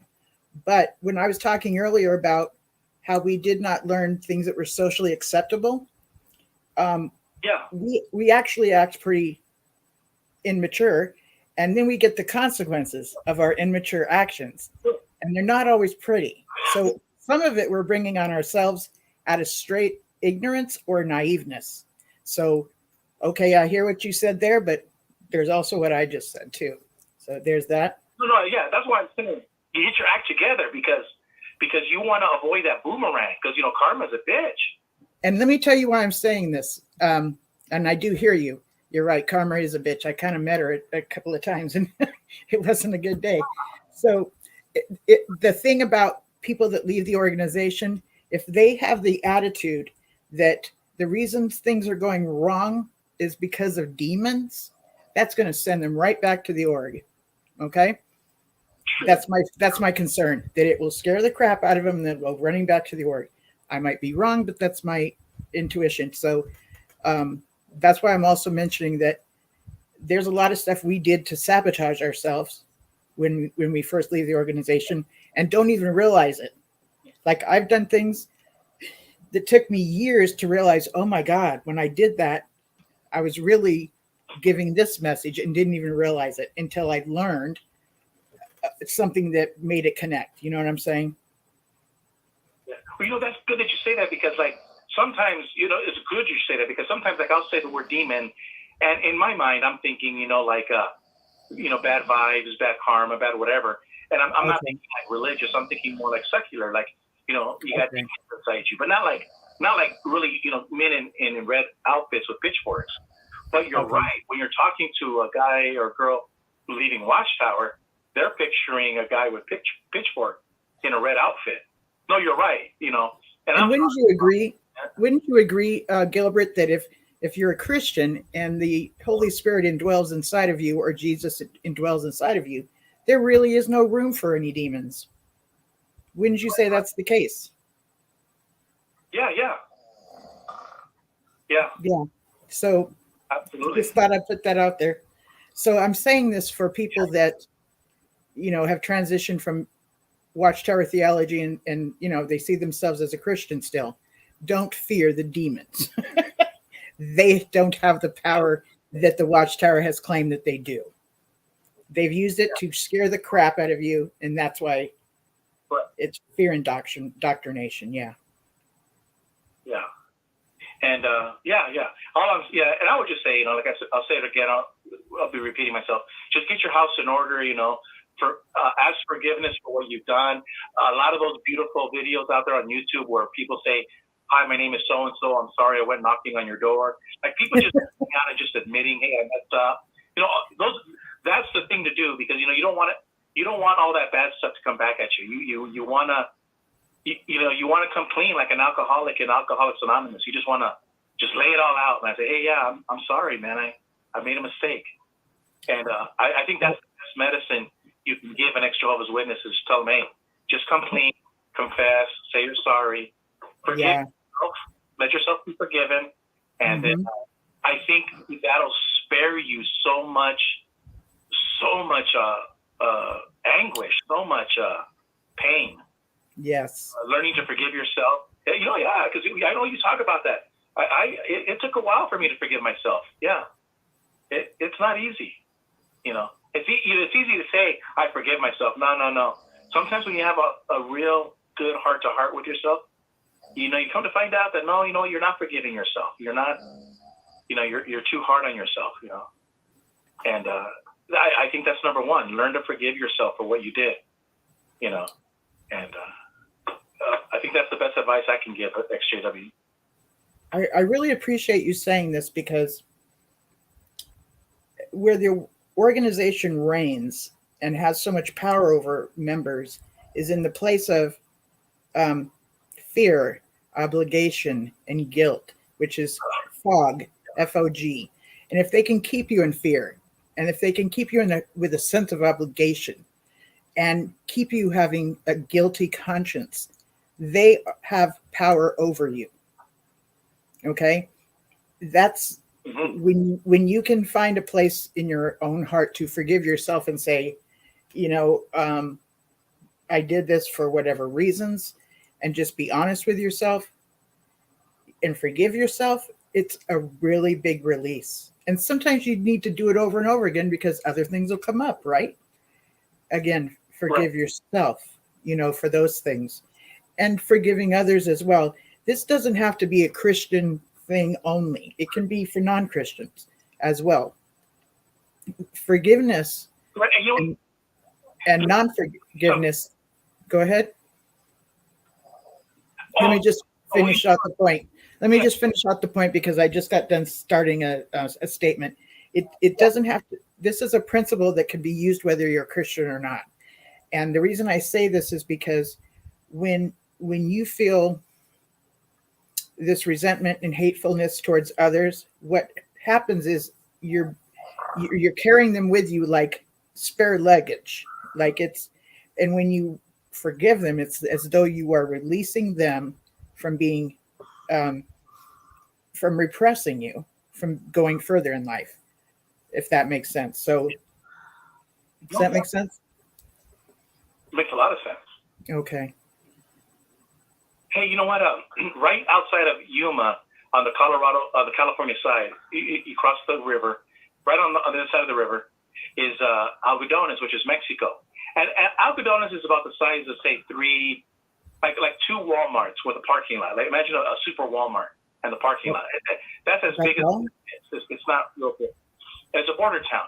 And about 30,000, Canadians and Americans, all winter visitors, snowbirds.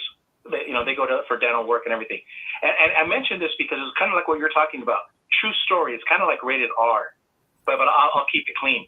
So I go there all the time when I come to Yuma because, you've been going there all my life and, you get your haircut, groceries and stuff like that. So I went today and, yesterday. It was yesterday. I went yesterday and I had to go see a dentist, but as I'm going to get a haircut, so I go to my barber and there's a bar when you take a corner and there's a lady working the bar right outside. And she's talking to me in English because my shirt has the American flag and the Arizona flag. And she goes, hey, you want to come in for a beer? I go, no, I'm fine.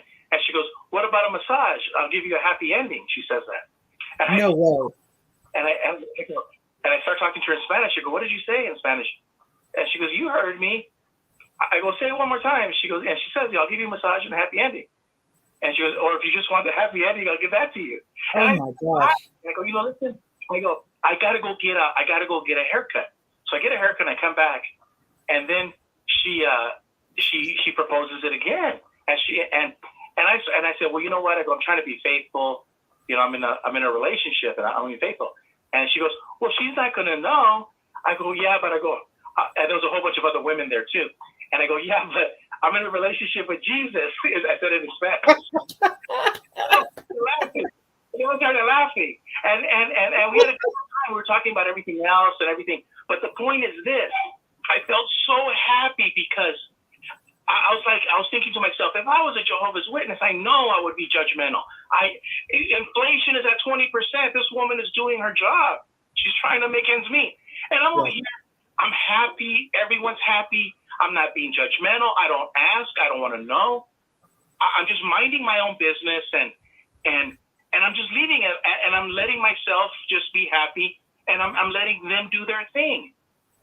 You understand? And without reprimanding them, without shaming them, without giving them a hard time. And you should have seen it. Everybody was laughing. All of the women were laughing when I said, I'm in a relationship with Jesus. And it was funny. And we just all had a great time for like about another joking and talked about everything. And it was fun. And I go, it sounds like it. Jehovah's Witness. Because of what you were talking about before this. Mm-hmm. What was that? Isn't that a neat story? Yes. I'm picturing it now. It's like it's outside, it's outdoors. There's people around, kind of hearing you, and you're talking a little bit loud, but not screaming. She's offering her, services, and she's making a living, doing what she's doing, Yeah. But I think you turned her down pretty well. Yeah. I think that's kind of cool. Everybody was laughing in a good laugh. Nobody was laughing at each other. Right. We were just laughing at the whole thing and enjoying life. That was the whole thing. We were enjoying life. I love the fact that, she said, well, that person doesn't have to know. But then when you said you're in a relationship with Jesus, she couldn't say the same thing then, could she? She can't say, oh, Jesus wouldn't know.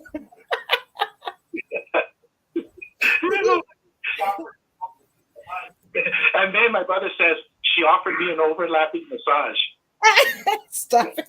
Okay. You're right. It is rated R, but you are making it pretty overlapping. That's too funny, you guys. I just felt happy. I felt happy because I didn't feel judgmental, and I just enjoyed everybody's company there. Yeah. Yeah. It sounds like it. So if you don't mind, I'm going to cut this section out. I'm going to record it, and then I'm going to put it on my channel, our little short conversation. And Absolutely. Absolutely. To go. Anytime. Yeah. Good to meet you, Jesse. All right. It's late, so we're going to get on. That's our bedtime.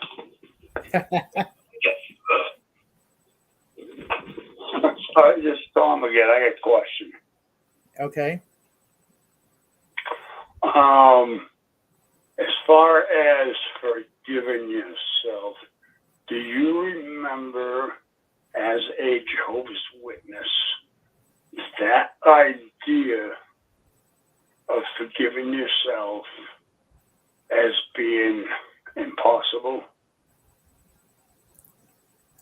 I never heard of it as being possible. Exactly. Yeah. So we're talking about us learning how to forgive ourselves after leaving and actually, being able to do that. But an active JW, that's a foreign Concept. And, how do you get them to even, grasp the idea? You know what I mean? Yeah. Any ideas on that? Because I'll tell you what, that was not possible, and it wasn't my job when, I wasn't allowed to do that. It took me a long time. Now I know how to forgive myself years and years later, but I have no idea how to help somebody that has just left or that is still there, learn to forgive themselves. I think when we do some forgiving if we do some forgiving of others for a certain amount of time, introducing the thought of forgiving yourself might be easier to conceive of, to contemplate.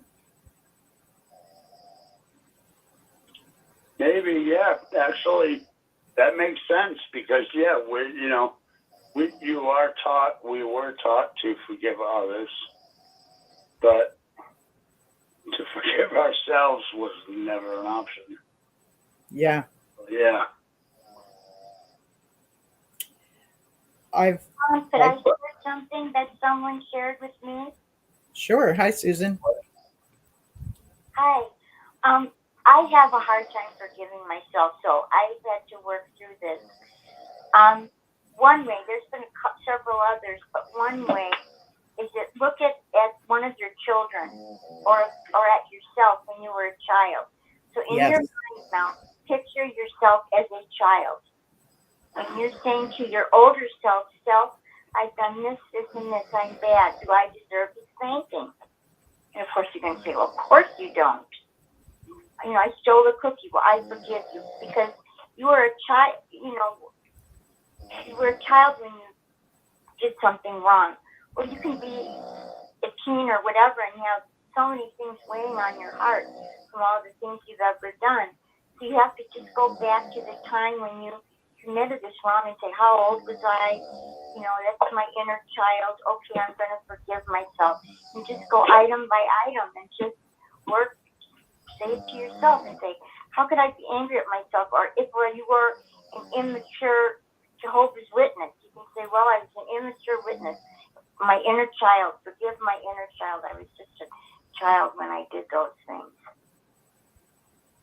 Yeah, but if they are still a Jehovah's Witness, is there a way you think that a Jehovah's Witness could actually be able to forgive themselves I understand what you're saying. Yeah. I've been able to do it, but I can't, for the life of me, figure out how to help an active or a believing. So even, physically out, mentally in person, help them to learn how to forgive themselves, pretty much, or physically in and mentally in. But it's the mentally in part that, that's the challenge. And I just, maybe comparing forgiving other people and then helping them to do it to themselves. Is that what you're trying to say? I don't know. Well, my motto has always been move forward. Don't live in the past, move forward. Because you cannot change the past no matter what you do. There's no machine, there's no video game, there's no pill, there's no nothing that you can do to change the past. So what you just have to do is move forward. And we all have luggage, and it all depends. We have a suitcase. We all have luggage, a suitcase of luggage. And we can either carry it around with us or Bag it, yes. and unpack it a little bit and then pick up the suitcase more and more until finally the suitcase is empty. So just little by little, you can't do it all at once. It's just like losing weight. You can't lose 50 pounds in a week. Actually, that's a good analogy, though, with the luggage, That might help. I can try that. I'm just trying to help my kids to be able to, move on and whatever, that's. But she's newly disfellowshipped, right? Your daughter is living with you? My daughter is. My son isn't, but he has, he's still in. But I'd like to be able to teach him how to forgive himself too, because he struggles with life just like she did. But I have a lot better chance with her because she's a little more open now. But,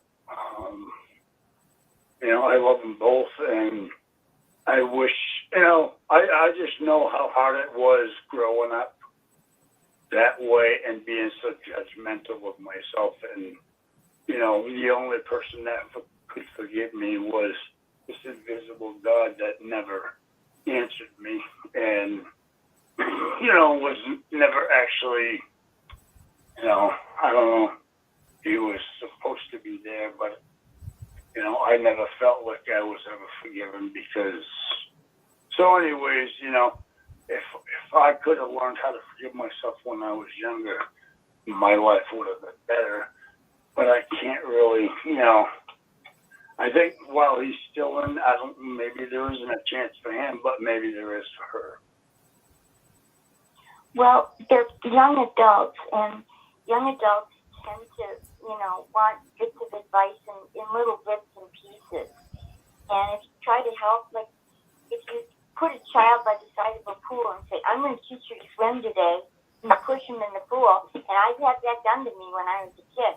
It's not a great experience, and you don't learn very much. But when the child asks, Mommy, Daddy, teach me how to do this, they're a little bit more open to learning how to swim. So when every once in a while, and it probably might not even happen every day or every week, but there'll be an opening, a conversation or something where she seems to be struggling or wanting a little help, and then you can be a great dad for her, which I know you want to be, because you're a real kind, caring guy, I can tell. That makes sense. Yep. Thank you. I'll definitely think about that. Thank you very much. Well, I don't know if it's going to help, but but you're such a nice guy. I hope it does. No, you make very good points, and, it's challenge, and, obviously there's no one-way ticket, you know what I mean? There's many ways to skin a cat, but, at least, thank you you got some good suggestions, and, I'll do what I can, and hopefully for the best, and it's just it's hard because I understand what they're going through, and I have a hard time helping them because I end up talking just a little bit too much. You know what I mean? And Are you, Tom, can I ask you a question? Yeah. Are you at a place in your life where you are able to forgive yourself? Oh, definitely. Yeah. Okay. I mean, even if I don't deserve it, I still do. Okay. So my Yeah. suggestion is that as you're just talking about anything, you nonchalantly bring up something you did that was pretty crappy, and then mention that I chose to forgive myself, and then go on with the conversation. That statement right there, I chose to forgive myself. If you're saying it just kind of nonchalantly in life over and over again, they're going to be like, what is this forgive yourself stuff? And maybe they'll inquire about it. Like I used to hear when I was in high school, I used to hear people say, I know my rights. And I remember thinking, well, where does one learn? Where does one find their rights? Like, you know what I mean? So Yeah. it might intrigue them to, ask about it. Well, you mean I have to bring up the stupid shit that I did? That's what I've done. I actually do enjoy sharing some of my stupid stories. I do too. But And it usually starts off with, it seemed like a good idea at the time. and I forgave myself. I don't know how that's over, but we still get a chuckle. Because the guilt or the shame was just really bringing me down. So you speak of it like when you're not forgiven, you've got this guilt and shame thing going on, and it's oppressive.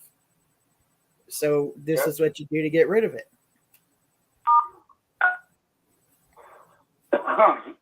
I should be more serious about it. Yeah, actually, I kind of went off, but yeah, seriously, you're 100% right, and I can actually think of several things that could actually be serious about without turning it into a laughable thing. Definitely. That's a good idea. Thank you for that. I will think about that. Sure. It's very, very good. I like it. Yep. I really do. It's been really cool to be able to, open up with, at least with my daughter, and, just to have that open relationship and be non-judgmental so that, she can tell me whatever she wants. That is really nice. And I'm glad that I know how to do that. But, I would like to be able to teach her to not be judging herself. And that's something that needs to happen because that's something that she's been programmed to do. Absolutely. As a witness. And that's something I need to think about. And this helps me to think about that because, I haven't really thought about that. I thought about, sharing my stupid experiences and being non-judgmental of her, but not really teaching her to be non-judgmental of herself, which I think is going to be, priceless, if I can help her. I think so too, because it becomes very natural for us to be judgmental about ourselves. And like you said, we've been indoctrinated to do that. And then according to the organization, we're supposed to go to the elders. It wasn't always that way, but we go to the elders to be forgiven by Jehovah. Well, when we go to the elders and confess anything, it's really not the route. But you didn't get it done to your parents, though, so why would you go to the elders? You know what I mean? There's so many things that we all had to keep inside, you know, because we didn't want to be judged and we didn't want to be, I don't know, reproved or whatever, as long as, you know what I mean? I And do. mistakes that we made, but we couldn't tell anybody because we know we would be judged. Our parents would be pissed if we had to go to the elders, you know, then we, you know, we risk being, you know, reproved publicly or privately or whatever, you know, so we had to keep shit buried. We all did. We all learned to lie really good as far as I'm concerned. As a witness, you had to learn to lie just for self-preservation. You know, but then we lied to ourselves too, though. And I believe that my kids learn the same thing because I just think that that's the nature of that beast. Absolutely. And you know, You agree there's, with that? Do you agree with that? I do. That we have to learn to lie? Oh, absolutely. Because we either had to be the personality that Jehovah approved of, which really wasn't our personality. We had to change everything that we are to be approved of God, or we could be who we are. Right. And a little bit of who we are wanted to be who we are, and that's that double life. You know, that. Yeah, well, we tried not to live a double life, but we, you know, we kind of had to. I mean, we didn't do it like, I don't know about you, but I know I did not want to live a double life because I didn't agree with that. But there were certain things that I just knew. There was, you know, I actually knew I felt justified. You know, my actions were justified or whatever. And to me, I knew they would overreact, but to me, they were okay. You know what I mean? I mean, I don't really know how to phrase that right, but I just know that there were a lot of things that if you really dug deep, you know, they would just be overblown out of proportion. And Yes, you that's know, true. we knew deep down that they weren't as bad as what they would. Yeah, I agree with you. Yeah. And if they did find out about it, I'm assuming you're speaking of maybe parents or those or maybe spiritual leaders. You know, the thing itself that you chose to do that's not approved by the organization isn't so much the case as much as you independently thought for yourself and decided it's not that bad. The big overreaction will be to counteract that you had an independent thought. How dare you think of your own thoughts and your own decisions as being okay, rather than following the organization? That's what the reprimanding will be about. You know, and if I actually knew that I actually did something bad, you know, I mean, that's just, you know, it's really hard to differentiate it because, you know you did something really bad and your conscience just won't let you, you know, sit on it. You know, I've had to go in and admit to stuff, you know, because I believe that what I did was bad, and I had to, you know, admit or whatever, because I felt that if I didn't admit, because they said that if you didn't admit, you're going to be found out, and it's going to be worse. But certain things that, you know, it's like just, you know, that's not worth mentioning. So I don't know. I really don't know. I don't know. I guess that's just my way of justifying my sinful ways and my conscience. But, you know, letting my conscience, you know, excuse me for my actions when maybe I was wrong, but If you're a Christian, still, person, it's like, was it bad or was it not? I don't know. you've heard the term Bible trained conscience. That means the conscience you should have according to the organization. Right. But then people also have their own conscience where a certain thing might not bother their conscience, but the organization said it's bad, but the person thinks it's not that bad. That's an independent thinking person. That's what the Watchtower can't have. They're not going to have that. One thing I never, they couldn't convince me. There was no scriptural reason to convince me.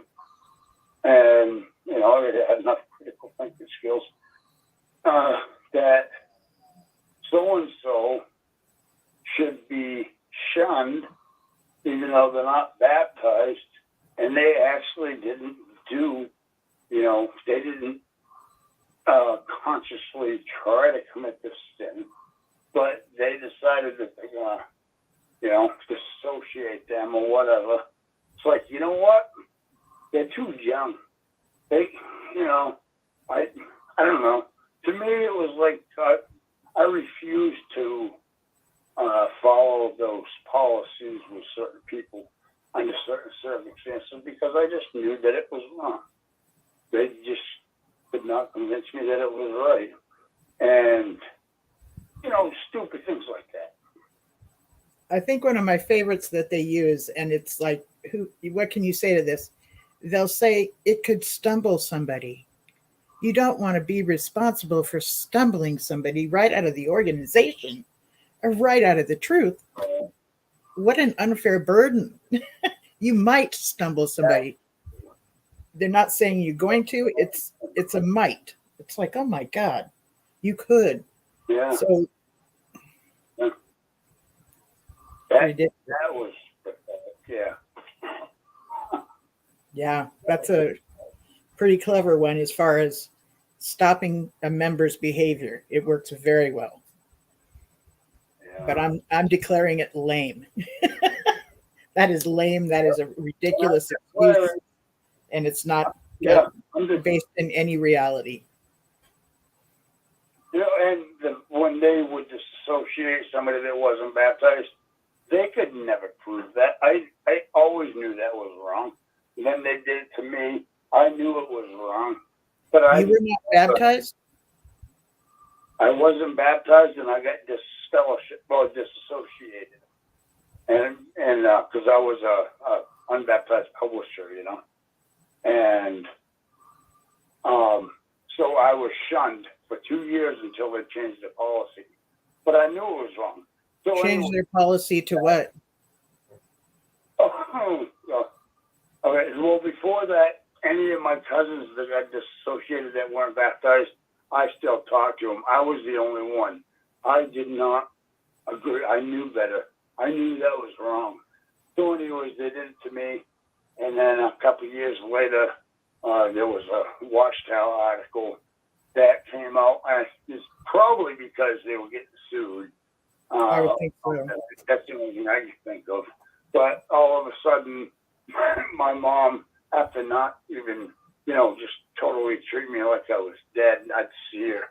I'd be right next to her in the store, and she would treat me, just like I didn't even exist, because she was a good Christian, And so one day I'm in the grocery store. I was, and she came up to me and she was like, "Oh, honey, you got to come over for dinner. Can you come over tonight? I got some really important news to share with you." I'm like, 2 years, you haven't talked to me. Somebody must have died, And I've seen you face to face, 2 feet away from you, and you totally ignored me like I was dead. So anyways, so I go over for dinner, and she pulls out a Watchtower magazine We got new light. They had new light because you weren't baptized. We don't have to shun you because you weren't officially a Jehovah's Witness.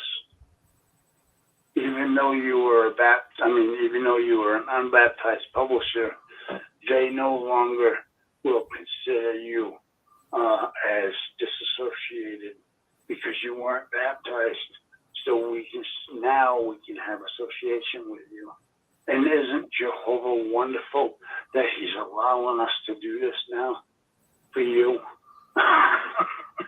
Wow. It was wrong in the first place. I knew it was wrong. There was no, and I never, even though I tried to be a good JW growing up, like I said, I was an unbaptized publisher. I gave talks. I went on service regularly, over 10 hours a month. I studied with pioneers, hung out with pioneers. One of the guys that I hung out with ended up going to Bethel and, stuff like that. And, I hung out with really good, strong, spiritual people. I did not hang out with worldly people. I tried to be spiritual, and that was my thing.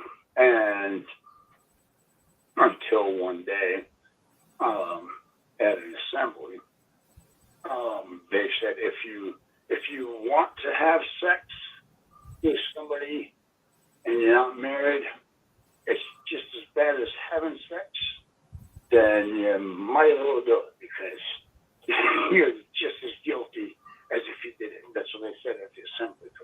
Really? Oh, yeah. Oh my God.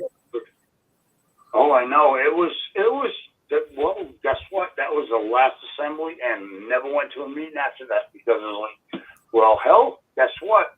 I'm judged because I want a girlfriend more than anything. I don't want to have sex. I want to do this stuff that other people are doing. They're pioneers and they're elders' kids and they're doing this and living fake lives. I refuse to do it because I don't want to be a fake person. But guess what? Because I want to do it, it's just as bad as if I'm doing it. And that is exactly what that old person said at that talk. I was like, well, then I guess there's a scripture that says if you've already committed adultery in your heart, something to that effect. That's what they said. Yeah, exactly. Yep, because I committed adultery in my heart. Yep. So as hard as I tried to not do it, that didn't matter because I wanted to. Yeah, of course I wanted to. I was 18 years old, crying out loud. Hormones going right through the roof. Sounds like you were a healthy young man to me. I wanted to. Well, wouldn't I want to? But yeah. Tell me that because I wanted to, it's just as bad as doing it. So that was when I was like, well, I guess I'm judged already because of what's in my heart, because my heart says, I don't want a girlfriend, even though I'm not doing it. I refuse to do it. Well, whatever. Anyways, so that's how I got this fellowship because of that. Then I decided, guess what? I never went to a meeting after that, and I told people I'm not a Jehovah's Witness anymore, basically because there was no sense in it. And I got caught smoking a cigarette, and they disassociated me because I smoked a cigarette. And so my mother and all of my family, actually, I had like 30 cousins. I don't know how many of them were witnesses, but I had a lot. There was a huge percentage of my family were witnesses. And so I was treated as disfellowshipped. But like I said, I had younger cousins that would happen to them. But if they weren't baptized, I knew it was wrong. So I still talked to them. Didn't care because I knew it was wrong. And when it happened to me, I knew it was wrong. 2 years later, new light. No, that ain't new light. It he shouldn't have been doing that in the first place because I was not an official Jehovah's Witness. So I have a question for you, Tom. In the contract. What's that? Did elders sit down and talk with you and question you about whether you smoked a cigarette or not? Oh, I got one phone call. So where I worked, there were a couple witnesses that I worked at a timeshare resort. I did maintenance, fixing stuff, painting, mowing the lawn, and all that stuff. And a bunch of the housekeepers were witnesses, and one of them saw me smoking a cigarette. So they called the elders, and that elder called me and asked if it was true. I said, "Oh yeah, yeah." I'm not gonna lie, I did. I smoked. I mean, I had only smoked like a couple cigarettes in my life at that moment. You know? I mean, I did it once, and then I did it again. She happened to see me doing it. You know, I think it was my first pack I ever bought. You know what I mean?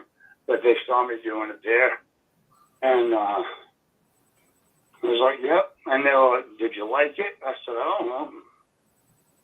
It wasn't bad. You think you'll smoke again?" I said, "Probably." And that was all it took. They said, "Well, we're going to have a judicial meeting. We want you to come." I was like, "I'm not a Jehovah's Witness. I never was baptized. I moved to this territory, but I was originally from another territory. Just because I live in this territory, you know, but I do not proclaim to be a Jehovah's Witness anymore. I'm 18 years old. You know, I'm not coming to your meeting." They said, "Well, we'll have no choice but to disassociate you." I said, "Well, do whatever you got to do." And that's what they did. So they announced it in like the 3 surrounding congregations because I used to go to all 3 of them. And Wow. They had absolutely no jurisdiction over you. What's that? They had absolutely no jurisdiction over you. None. None. Nope. I was, yeah. Now I was an adult now, you know, and I mean, I was a unbaptized publisher, but you know, what are you going to do? You know, that's the way you're brought up. You got to, you know, but I never got baptized, and but they treated us the same anyway. So, and 2 years later, they changed their mind, and because probably too many people were getting suing, I don't know. But what year was this? What year was this, Tom? Do you recall? What's that? What year it was that you were disassociated? Is when I left. And 1988, I believe, is when they changed the rule. So I left in I graduated in 1986. I got disfellowshipped, like, you know, a couple months later. But it was the summer of '86 when I went to that talk. It was down in Connecticut, I believe, with the International Convention. And I think it was one of the anointed or something that gave that talk. That was like, you know, if you still, you know, if it's in your heart, then it's just as bad as doing it. You know what I mean? So that was my last assembly, and I never went to a meeting after that because I knew there was no sense. So anyways, yeah, so it was within a couple months after that. So it was 1986, maybe early 87, but no, I think it was 86. Wow. Yeah. Okay. Yeah, so it was 88 when there is, if you look it up, there is an 88 Watchtower where they changed that policy. It was new light, and all of a sudden, I could talk to my mom, and my little brother was 5 when I got disassociated. I mean, I was 12 when he was born, so I helped raise him and changed his diapers and all that stuff, you know? Right.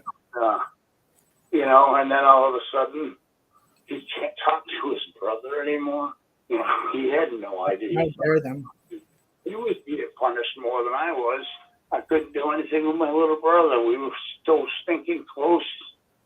You know, thankfully now we're close, but, you know, that was really tough on him. That was more tough on him. I mean, it was tough on me. I cried about it, you know. Really, Yeah. but Heartbreaking. because it wasn't his choice, you know. But yeah, it was cruel. It was wrong, and a lot of people's lives got, you know. I mean, it's the same as the people that got baptized at a young age, where they shouldn't have been allowed to get baptized at a young age. It's the same type of thing. The only difference is they answered the questions, I didn't. So I feel the exact same that anybody that got baptized before they were 18, they should not be shunned. You know, I think that that's the most cruel thing, because they obviously they're pressured into it, you know. It's Yeah. terrible, and it's the worst feeling. So I totally understand what they're going through, but I didn't have to get reinstated, you know, by going back to meetings and writing letters and all that shit so I could talk to my family again. All of a sudden they changed the rules, and so now I have the privilege, the golden child, where I can, you know, associate with everybody now, you know. I was put on public reproof when I was 16 years old. I'm not a baptized publisher either. I was a non-baptized publisher. And Yep. the elders never sat down and talked to me. I didn't know that they were supposed to even. I didn't even realize what, you know, so what they did was they asked my mom to ask me questions. And from that, she took it back to the elders. And they came up with put her on public reproof. But when my mom was asking me questions, I thought I was answering to my mother only. I did not know she was asking for the elders. Wow.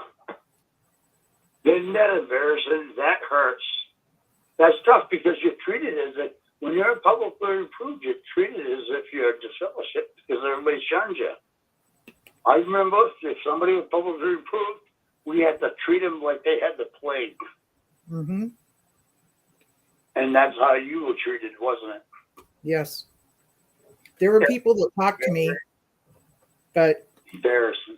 it was People like me. public humiliation. And that's back when so-and-so is put on public reproof for behavior unbecoming of a Christian. My whole congregation heard this about me. Yep. And then they have a special needs talk about whatever the hell it was, so they all know what you got publicly approved for. Yeah. Did And that to you? I don't remember whether they did that or not. Okay. And I also went and saw a therapist that I did not know was a Jehovah's Witness. I thought to myself, oh, finally, somebody I can open up to. Then I was informed by him, well, I'm a Jehovah's Witness, so I'm going to have to call headquarters and inform them of this stuff. Like, that's what he said. I'm going to have to call headquarters and inform them because he was an elder. I had no knowledge of this shit. Okay? Wow. None. That's rotten. It is rotten. So that combination led to me being put on public reproof. Wow. Yeah, and you know, I mean, I know, right? reinstated. Did they publicly announce your reinstatement or anything? Yes. That you are no longer on proof. It took Jehovah 6 months to finally forgive me. Yes. So I understand now I got off pretty easy for 6 months. But within that 6 months, that's a long time to have it in my mind that Jehovah God could not hear my prayers and that I was considered dead to Jehovah. I'm 16 years old, and I believe that I'm dead in the eyes of Jehovah. And that if Armageddon hits, there's no way I would be able to make it through. Yep. Yeah. You were scared to death. Uh-huh. And you were being shunned by everybody. Many did shun me, but there was an elder's wife. An elder's wife took me under her wings and took me out in service and stuff like that. She was actually very kind to me. While you were public proof, you got to go out in service? Yeah. See, I don't know how anything was supposed to be, but I just did what they told me to do, you know? Yeah, yeah. Well, yeah, I mean, that shows your repentance if you're doing all that stuff. I think I wasn't supposed to answer at the meetings or something. I don't remember at all. It was a horrifying time. 16, the age of 16 was the toughest year of my life. No kidding. Yeah. Wow. Time. A friend of mine was murdered by a serial killer named William Bonin. And then What? yeah, 16 was an amazing, it was the toughest year of my life. Yeah, there was a lot that went on that year for me. Have you heard of William Bonin? He was considered the freeway killer in Los Angeles. Yeah. Yeah, so my friend's name is Charles Miranda. He was 15 at the time, and he was one of my friends I had at school. Very dear friend. Look up William Bonin. You'll see his picture there. You'll see his name, Charles Miranda, and you'll see that he's 15, and you'll see that he was murdered on February 3rd. Okay? 1980. Yeah. You'll look it up and you'll see it. He was and I've got pictures of myself with him when we were younger, you know? Yeah. And I did not know, and it took 6 weeks for them to find him. So there was that 6 weeks of where is he, you know? It was a tough year for me. Yeah. Wow. And you were under those at the same time. So you couldn't talk to your friends about it and stuff. Well, I've learned that talking to people only got me in trouble. I can't talk to people in the organization, you know, or anybody that's a Jehovah's Witness. It just gets me in trouble. I mean, I can talk to them and tell them my real thoughts and my real feelings, but those are all bad, you know? Yeah, and then nothing's sacred too. Right. Think you can trust them, but you can't. That's totally conditional. But yeah, Jesus Christ. Sorry to hear that. It must have been a shitty year. Holy shit. Yeah, it was. It was very tough. I've never experienced anything like that. And it was, I can remember a couple of people wanted to go to his funeral and got a ride with us, okay, from my school. So we get to the church, and I stay in the car with my family as my friends from school go into the chapel and go to his funeral. You're not allowed to go into a church. Oh my God. Right. But they had a gravesite thing afterwards. And yeah, I did go to that. And his father threw himself on the coffin, just hugging the coffin and apologizing to his son. It was horrible. It was a really striking moment for me. You know, I can't even, and at that time I realized I had only been in my thoughts, you know, how it affected me. Like I didn't have the concept of how is this affecting his mother or his father, you know? It was very, I didn't know how to comprehend it. I didn't know what to do with it. It was pretty horrendous. But I remember his father just throwing himself on the coffin and apologizing to his son for that happening to him, you know? And this is before cell phones, and I think it was even before pagers, you know? It was pretty horrid. But yeah, that was a pretty traumatic thing. And for the longest time, I could not find where he was buried. And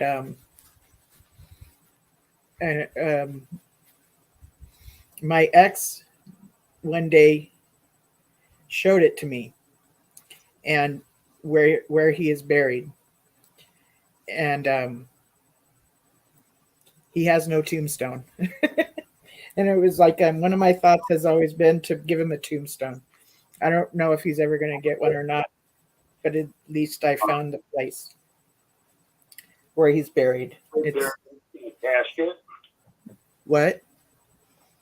They put him in a casket. Yeah, and it was a beautiful casket. It didn't, and what I mean by beautiful, it was very plain. Like, you know how some caskets have elaboration and decoration. This was very like a pine kind of wood, simple. And I thought it was just beautiful, you know? Yep. So I don't even know, you know, for all I know, Um, somebody donated the money to bury him. I don't even know how his father could do it. He lived with his father, not his mother, you know, and so how did that happen? What happened? Did he get abducted? so he went to Hollywood. I remember this. We used to at PE we would go around the track together and talk about it. And he wanted to borrow my jacket. And what I mean by a jacket was I had this corduroy jacket, like a suit jacket shaped, you know. Yep. I loved wearing those. So he was going to borrow it to take it with him. And he ended up not. But there was these two new girls on campus, really pretty too, really pretty. And he said he was going to go to Hollywood with them. Okay. Well, they came back without him. And I didn't have the nerve or the wherewithal to ask them what happened. I just would see them around campus and be furious with them. But I didn't talk to them. And so I don't know what happened. I don't know why they took him there and how they got separated, or if they even were I don't know. But after I became an adult, I read about William Bonin and his explanation of when he did pick up Charles in Hollywood on a bus bench. Okay. And he only had $6 on him, but they offered him a ride and he took it. Maybe they got separated. Maybe, you know, I don't know. I don't know what happened. But to this day, I'm sorry, what? You went with those other girls? Yes. But to this day, my motto is you don't leave your buddy behind. And anytime I would go out, you know, to the bar or whatever, because I would do karaoke, if you came with me, you're going home with me. And that's how that goes. And I was always the designated driver. And, you know, I told my kids, I don't care what you did, you still call me and I will pick you up. Just you call and I will pick you up from anywhere. Wow. So you went to where were you? Where did you live? I'm sorry, I didn't hear you. What? How far away from Hollywood was he when he went to Hollywood? Was it like a plane trip or just a bus trip or? So it would be probably 30 to 45 minutes by way of car from the town we grew up in. Yep. And what's interesting is got separated from his friends, and this dude picked him up and killed him. Oh, that's crazy. And he was 15. yeah. And so William Bonin was a serial killer. So William Bonin had killed before Charles and after Charles. He killed a bunch, huh? Yeah, a bunch of boys. When I did get a chance to read about William Bonin, Yep. oh my God, his childhood was hell. It was hell. I'm not saying I'm giving him an excuse or anything like that.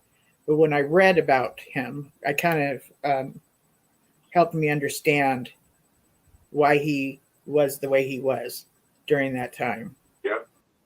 If that makes sense. Yeah, it does. Yep. Yeah.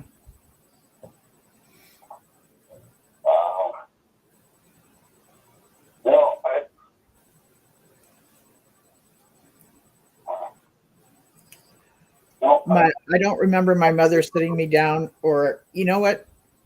It would have been good if I could grieve. You know what I'm saying? For him. Yeah. And I didn't know how to grieve for him. You know, my uncle was, I believe, the first drive-by shooting in New Hampshire that I ever heard of. As a murder victim in 1987. Yep. Wow. He was walking to the side of the road. My middle name, I have him, my first name, one of my uncles, and my middle name was this uncle. And it's my dad's brother. And he was just walking down the side of the road, and a couple of drunk dudes driving by. Mistaken identity is what I was told. Yep, and he had a brand new 9mm and pop. Killed him right on the side of the road in Plymouth, New Hampshire, up by Whitmore Falls, and so that's the first murder I was exposed to, and that was pretty terrible. And so yeah, but we don't, hear a lot about that up here, but that was, that's like the only murder that I've actually. The story about a Jehovah's Witness who was in his car waiting for, some other people to come back to the car. A few months back, that story where somebody just went by him and shot him while he was in his car. People were questioned from the neighborhood and said it was a pretty bad neighborhood and that hearing gunshots was not uncommon. My theory or my assumption is that it could have been a gang member doing this as an initiation to get into a gang, and he was an easy target. That's my theory, and he was only an easy target because he was just sitting in his car. It wasn't moving, but the neighborhood was already pretty, rowdy to be at that time, Yeah, so he happened to be a Jehovah's Witness, and yeah. I know. I remember back in early '80s, going to Bethel, and one of the guys that was in our congregation that went there, his territory was in Bedford-Stuyvesant, so that's like supposedly like wicked gang controlled, but they put up with Jehovah's Witnesses, when they came around with the ties, they didn't give them a hard time, but anybody else that didn't belong there would, go through a shit ton of stuff. Yeah, and I just can't imagine living that lifestyle, It's actually very similar to being in a cult. What's that? Being in a gang is actually very similar to being in a cult, meaning the loyalty, the sense of family, community, one having each other's back, the us and them. Yep. It's actually very similar. We had a deal, we ain't here to to mess in your business at all. We're just here to preach the Bible to people, and we are peaceful, peace love. That's the way I saw it. They were peace loving people, and the way I saw it is that Jehovah's angels were protecting them. You know, I don't know. It had to have been their salesmanship, and they were able to sell these guys that, you know, we're here just to, you know, peddle magazines and all in peace, you know. So they didn't, but they had many gang members have a reverence for the Bible and other things, you know. So I can see what you're saying, that they would just be like, oh, these guys are no trouble. They come around, they're non-threatening, you know. Yep. And we got to go out and service with this dude in this crazy territory. It was crazy. The Kingdom Hall was above a liquor store. I had took a picture of it. The Kingdom Hall, they rented a place above the liquor store. So right above where it said liquor, that was the Kingdom Hall. You have to walk up through the door right next to the liquor store and go up in the mall. Yeah, that's the way it was. It was like 84, I think, when I went down there. And but I remember we went out in service with them, and I'm telling you it was quite scary, but that we were protected, you know, because they were JWs, and they, you know, all the gang people, you know, knew them, and actually they actually talked to them and stuff like that, but we had to go into these friggin' apartment buildings, you know, and for service, but it was crazy. That was the closest thing I got to the gang stuff in my life, was down there. Up here in New Hampshire, we don't have gangs, you know? But yeah, I had like 6,000 people in my town when I graduated. You know, yeah. But that was crazy though, being in New York, and you were out in California, so you were around all that all the time. Yeah, it was in Los Angeles County. Yeah. Like even the town I grew up in. And I lived in Virginia for a little while, down in Manassas and stuff. And there was a lot of abductions, kids being abducted, and stuff like that. We were like right outside of DC, where I lived, and it was mostly black people.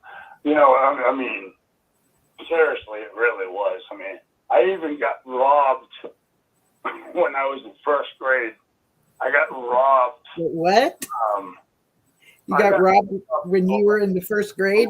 In first grade, I was down there in Manassas, Virginia, and walked into school. I got yanked into the woods by a group of, you know, black. I mean, I'm white, but they were black.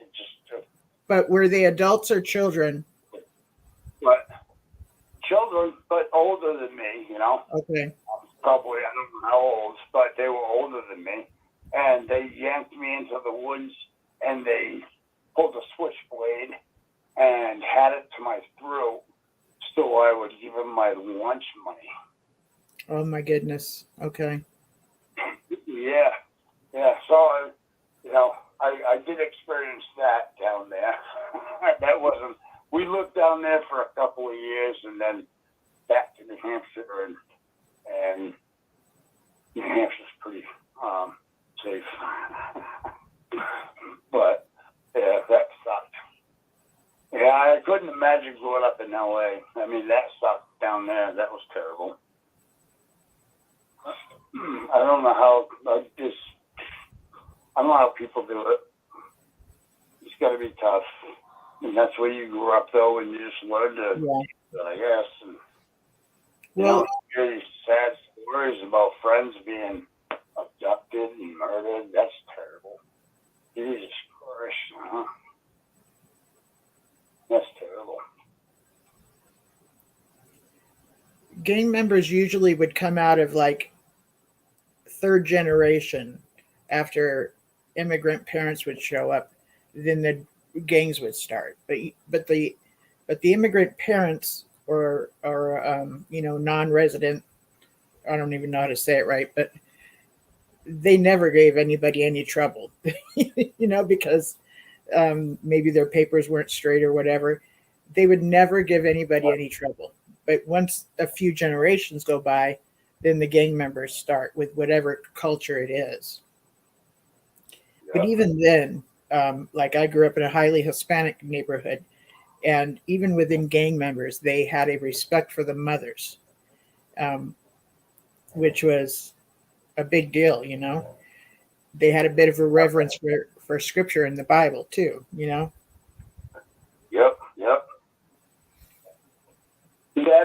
That is really, that's true. Yeah, that was a good thing. And the thing about the Bible and about religion, and the ordinary citizen, usually wouldn't have anything much to worry about, because the rivalry or the, fighting would be going on between these two groups that also are subcultures from society at large, right? They weren't messing with just ordinary people of town at all.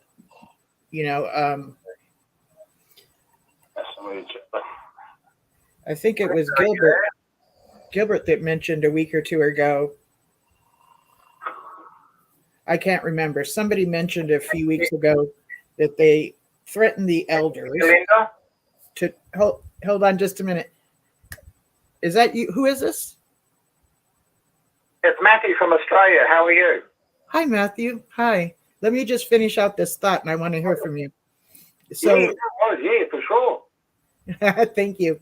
So, what somebody said was a gang member, kind of distant relative of whoever this was that called, had told the elders to stop disfellowshipping people. Evidently, it worked. Okay, so I don't remember who that was, but yeah. Hi, Matthew. How are you? Oh, fantastic. I just wanted to say I love your show, and yeah, just wonderful to have you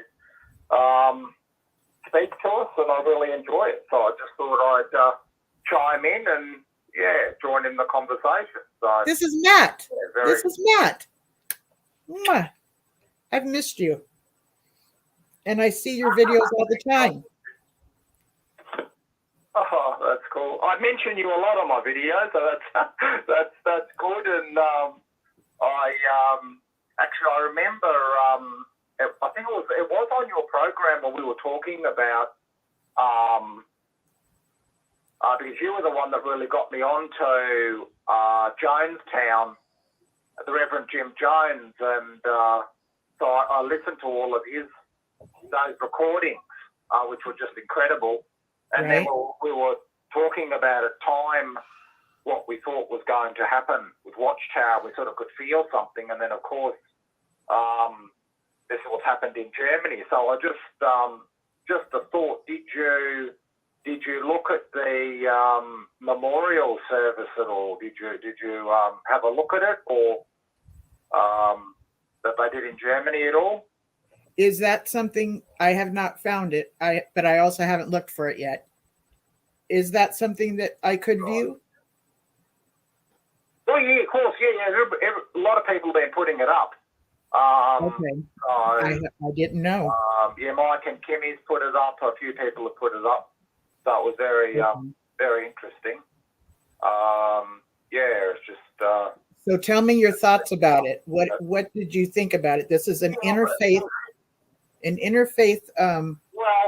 gathering, and they made sure to say it was not a funeral, but to show. Yeah. I think the society at large there needed this more so than only Jehovah's Witnesses. They needed it. Absolutely. No, absolutely. I need it. Okay. So please tell me. Yeah, it was. From what I saw, it was the governing body member wasn't Cook. I'll remember his name in a minute. Sanderson it was that gave the memorial, the discourse there, and it was really strange because to me there was this real, like, he had this sort of cheesy grin, so the way he spoke and his facial expressions were just bizarre when you think about the tragedy that's happened to his faith community. Okay, yeah. And he spoke about, basically saying things like, well, it's not God's fault, and which is fair enough, and also using scriptures to talk about how unforeseen occurrences happen and so forth. But it just felt from me, because there wasn't any mention whatsoever of the actual names of the victims. Normally in that kind of scenario, you pay tribute to and respect to those who have been lost, and right. by mentioning their names is to pay respect to them, and he never did that. And what came across to me was this complete disrespect and dehumanizing process. I think that from my own experiences with witness funerals, I mean, even when I was a witness, I was always disgusted in the way that they would handle funerals. There was sort of like a 5-minute little discourse about the person, the barest of facts about them, and then the rest of the discourse was just a advertisement for Jehovah's Witnesses. Right. I remember the last witness funeral I went to was actually very significant, actually, in terms of my departure from Jehovah's Witnesses. I know I've told this experience before, but I think it triggered this, was that there was a brother, well, I say brother, that's the title we used, a brother in my congregation, Warwick Hinton, and he was just a beautiful man. He was a gentleman, and in actual fact, he had gone to prison over his refusal to go to the Vietnam War. Okay, and he was just a lovely, lovely, amazing human being. Anyway, so he died. It was older gentleman. It was very, very sad. The Kingdom Hall was packed. Fair enough, and he loved Volkswagen cars, like the Beetle cars, and so his club came along, which is very unusual for a Jehovah's Witness, but they came along, and anyway, so the elder giving the discourse basically pretty much said, like, where he was born, had a child, when he was baptized, and that was pretty much, and about his wife, and that was pretty much, and he loved music. That was about it. Okay, I remember it. Okay, and then the rest was just an advertisement for Watchtower by saying things like, he would have liked us too. You hear that a lot in their funeral services. He would have liked us too. You're like, well, I don't, did you ask him? I don't know. But anyway, and I was disgusted. I actually got up in the middle of that service, and I was sitting actually at the front of the Kingdom Hall, and I got up and I was bawling my eyes out, and I was walked down, I had to get out of the Kingdom Hall. I was so upset. And I remember one of the elders came up to me, probably the most bizarre things anybody said to me, and looked at me like this and said, "Matt, are you okay?" I'm thinking, we're at a funeral. Like, no, I'm not.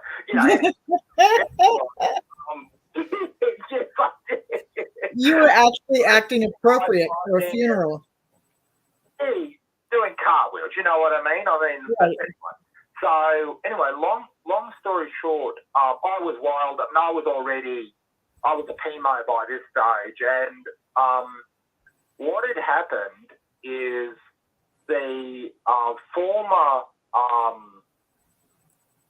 branch overseer, I think they were overseers in those days, actually he left the headquarters in Sydney, and had moved into a neighbouring congregation to look after a family member who was sick. So, you know, that was just family responsibility. Well, he was actually dying exactly the same time. And I remember standing in the foyer of our Kingdom Hall with about 4 elders there, and I was wild about it. I'm like, how can you, about Warwick, I said, how can you not even mention that he, for instance, went to prison as a conscientious objector?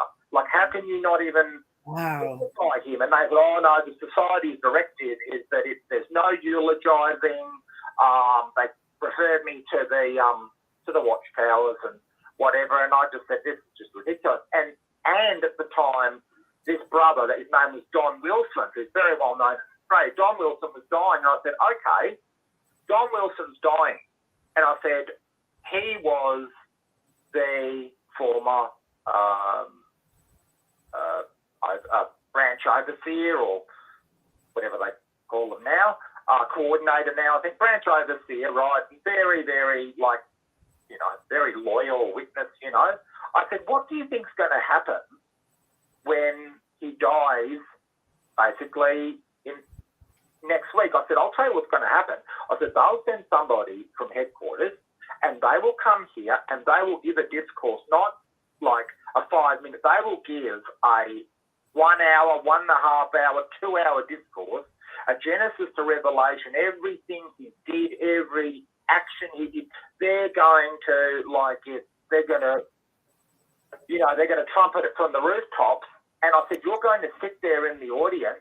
And I said, if that happens, I want an explanation from the elders as to why that happens, and also why you don't go and complain to Bethel. Anyway, they said, oh, no. Anyway, following week, unfortunately, Don Wilson died. About that 10 days later, Don Wilson died. And at his, I didn't go to his funeral, but other friends of mine did. And exactly what I said, they sent a representative from Sydney, and they did the Genesis to Revelation of Don's life and where he went and what he did, you name it. He was in this department and that department, everything else, and he went for a long time. And then I said to the elders, I said, okay. I said, were you there? And yeah. I said, what happened? Well, I said, did someone come? Did they do this? Yep. I said, okay. Well, what about the society's director? What about all this? And their answer was, which they usually say, well, that's what the brothers wanted to do. Okay? That's what the brothers wanted to do. And that is code to basically, like, there's one rule for us, so we don't matter. The publishers don't matter, or even the local elders, it doesn't matter, okay? But when the big boys die, that's when you get the fanfare and the 12-gun salute and the, all the rest of it comes out, and that's what they want to do. It was just a disgrace.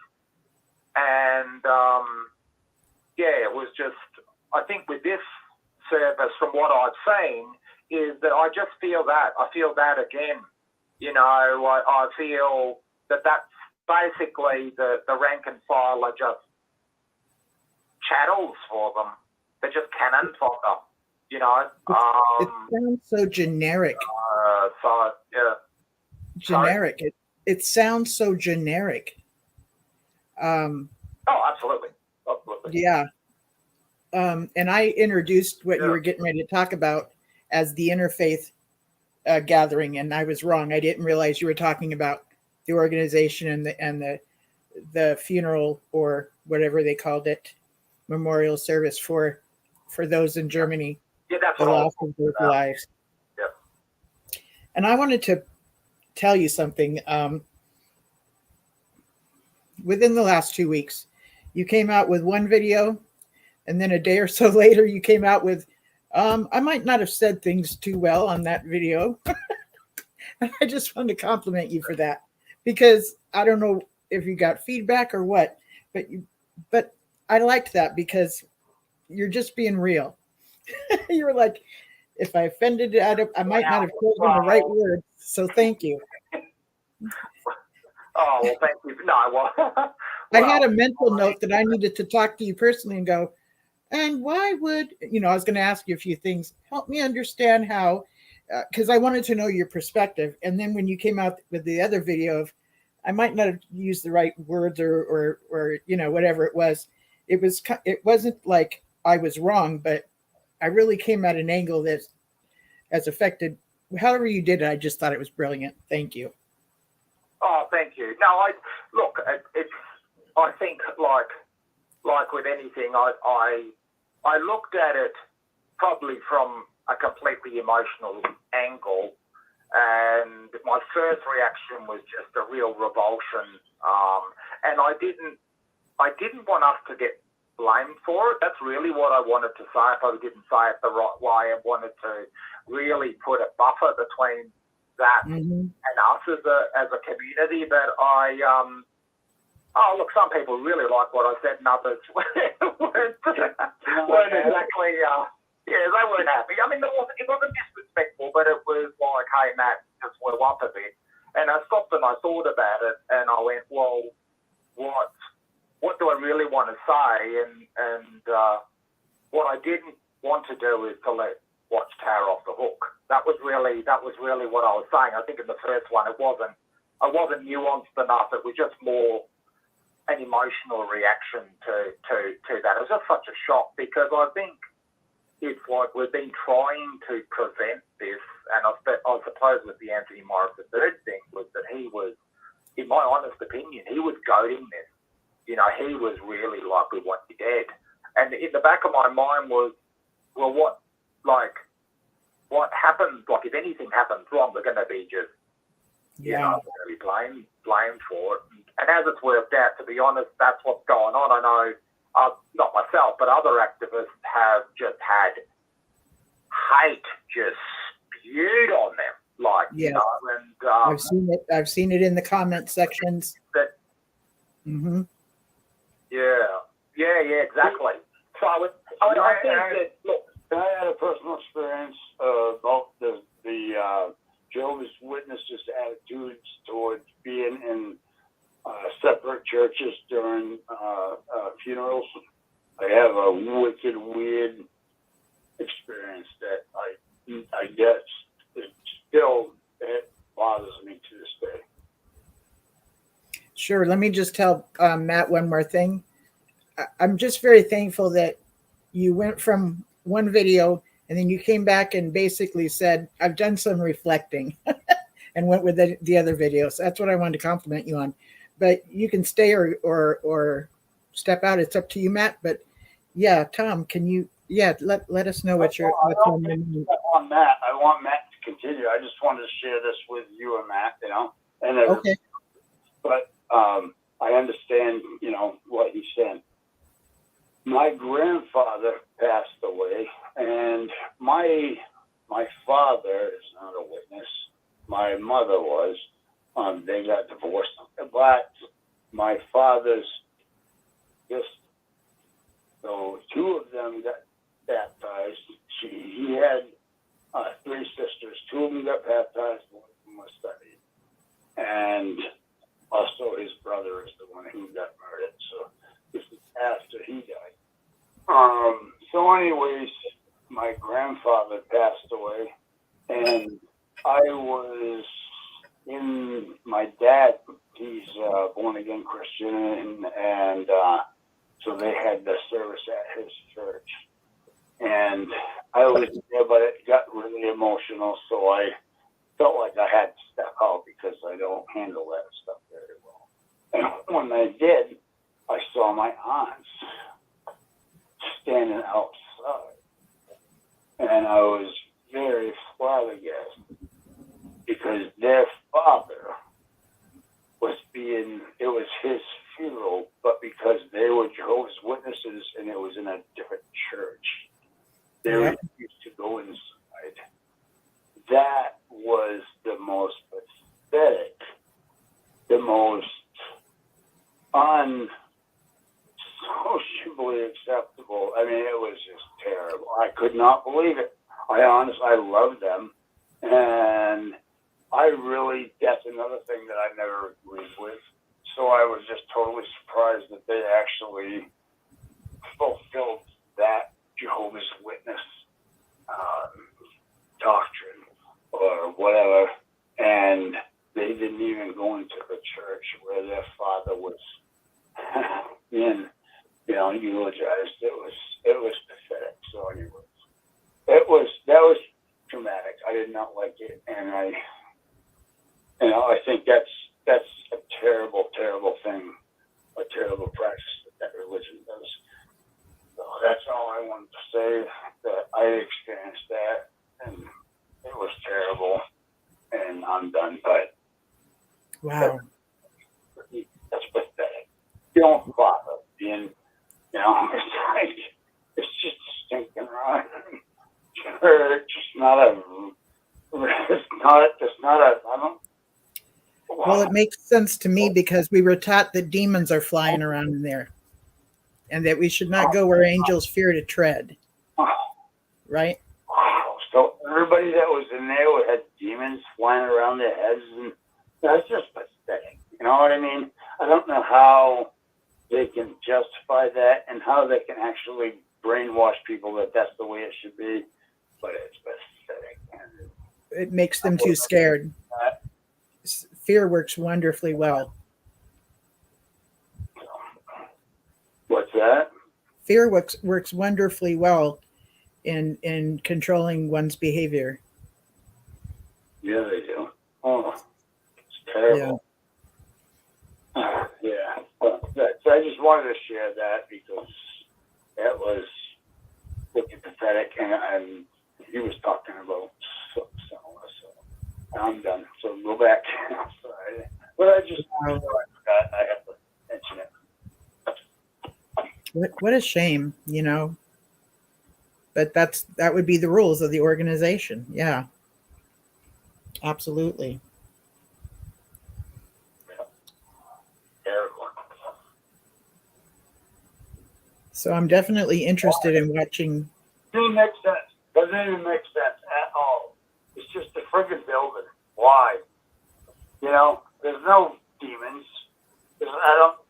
How can they justify that? I don't understand that. That doesn't even make sense. Not even a little bit. It doesn't make sense, but it's part of that us and them mentality, that us are the good guys and here is the only safe place and them are the bad guys and it's unsafe there, wherever the them are. So Christendom, they went to a church of Christendom. Inside, 200 people are inside. Then they come outside and they see the 3 daughters of him standing outside because they don't get a step foot in that church, and it's their own father's funeral. That's not a right.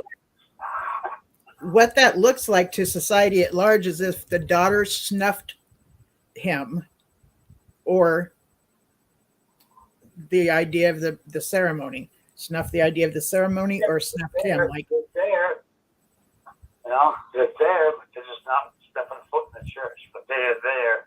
Listen, they should be up front with their brother. Yeah. Yeah. So the organization has to use fear induction or fear indoctrination to make sure that you don't talk to people that have been disfellowshipped, or that you don't go into any other churches, because you might find out some truth other than what the organization teaches. If you can't research outside of their own books, which is information control, this is all part of the isolation. We're going to keep you here and we're going to keep you secluded and convince you this is the safe place. Everything outside is unsafe. It's like saying, don't go outside right now, honey. The boogeyman's out there. That's like a parent saying that to kids. Same kind of thing. We don't trust you. We don't trust you to use your own judgment and realize that whatever the hell they have to say is not going to influence you in any way. But no, we don't trust you to actually have that ability. So we're saying, stay the hell out, because they might say something that actually makes sense and sparks your interest and adds a little doubt. That's probably what it is. I don't know. And what I was talking about earlier, when the organization infantiles someone or makes you feel like a child, we've got Mother Organization and Father Jehovah, and those instructions that they give us, they're giving it to us as though we're children. You see what I'm saying? We're not coming from a place where we're adults that have come to rely and come to trust our own decision-making skills. We've been gaslit to believe that that's not in our best interest, but what the organization tells us is in our best interest. And they had to do it with a bunch of deceitful, manipulative techniques. Yeah. I know they do, but it just doesn't. I agree. I hear you. It's just sad. So yeah. Anyways, I'm done. But That's okay. Thank you for sharing that. I appreciate you sharing that. I never did just sent foot in a church when I was growing up. I mean, I would see what the inside of a Catholic church was that's on the movies or whatever. I never got to see one in person because we weren't allowed to go into it because they were full of demons. Yeah.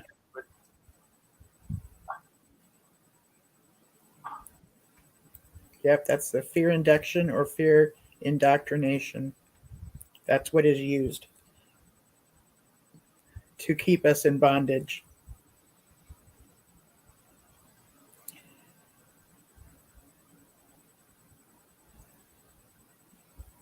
Getting used to making decisions for ourselves is really wonderful at first, and we go on a freedom high, and that's pretty cool. So a lot of us experience that. But like I said earlier,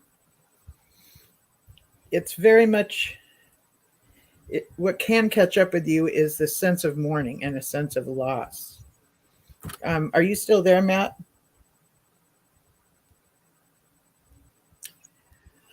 So I wanted to read an article called if you're mourning loss time right now, if you're mourning lost time right now, you're not the only one. Most articles like this are done in such a way that eventually they recommend their services at a certain hospital or something to that effect.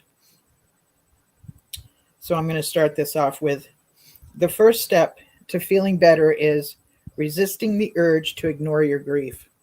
The reason I'm bringing this up is because the Watchtower encourage us to not spend time grieving. And since that's a behavior that we're used to doing, I just want you to consider valuing the possibility of you possibly grieving over the loss of leaving the Watchtower, even though you may have left it for the reason that it's like a toxic relationship. Okay. When I started therapy last year, I knew I had a lot to process. I felt stuck in a shame-drenched loop of depression and anxiety, and I wanted to figure out how childhood trauma and an abusive relationship were still wreaking havoc on my life many years later. I envisioned myself mining my past to identify and break harmful patterns. About a month into therapy, one part of the journey surprised me. I was swallowed by overwhelming grief over all the time I'd lost to my mental health and relationship struggles. I didn't know just how much I'd have to mourn, I told the therapist. She nodded. This too was part of the process. As I learned, I wasn't just working through painful past experiences and their reverberating effects. I also needed to grieve the normal childhood I didn't get to have, the year I wasted trying to help my abuser as he tore me down, and the many memories I wasn't able to make because to cope and eventually heal, I had to distance myself from some of my family members over losses like deaths of pets and loved ones, as well as pandemic-related cancellations, only dialed up my feelings of grief over time that's been irrecoverably lost. If you're mourning loss time, it can feel really hard to describe or share, but you're not alone. In the past 3 years in the US, we've lost more than 1.1 million and people to COVID-19, and hundreds of other thousands of others through diseases, suicide, drug overdose, and gun violence. We've had to cancel birthdays, parties, graduation ceremonies, weddings, bedside goodbyes, funerals, and so much more. Each of these losses mark lost time, as well as in dashed plans and dreamed futures we never got to experience.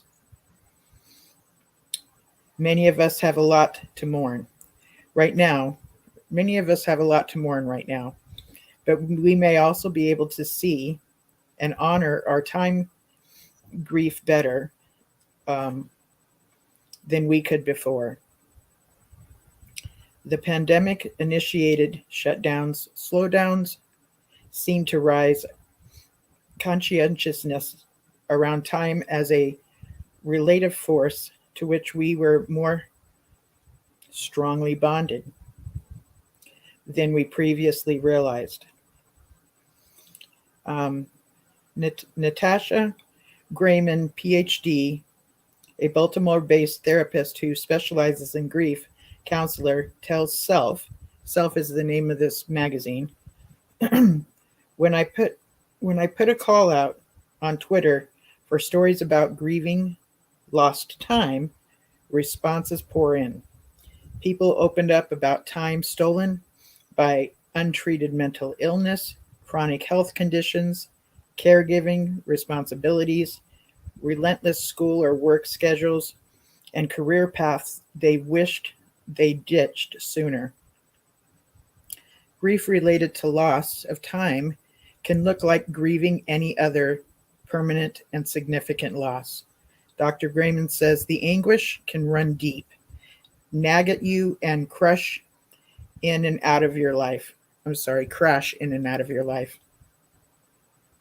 And while you might be tempted to interrupt the widely accepted 5 stages of grief framework as a sequence,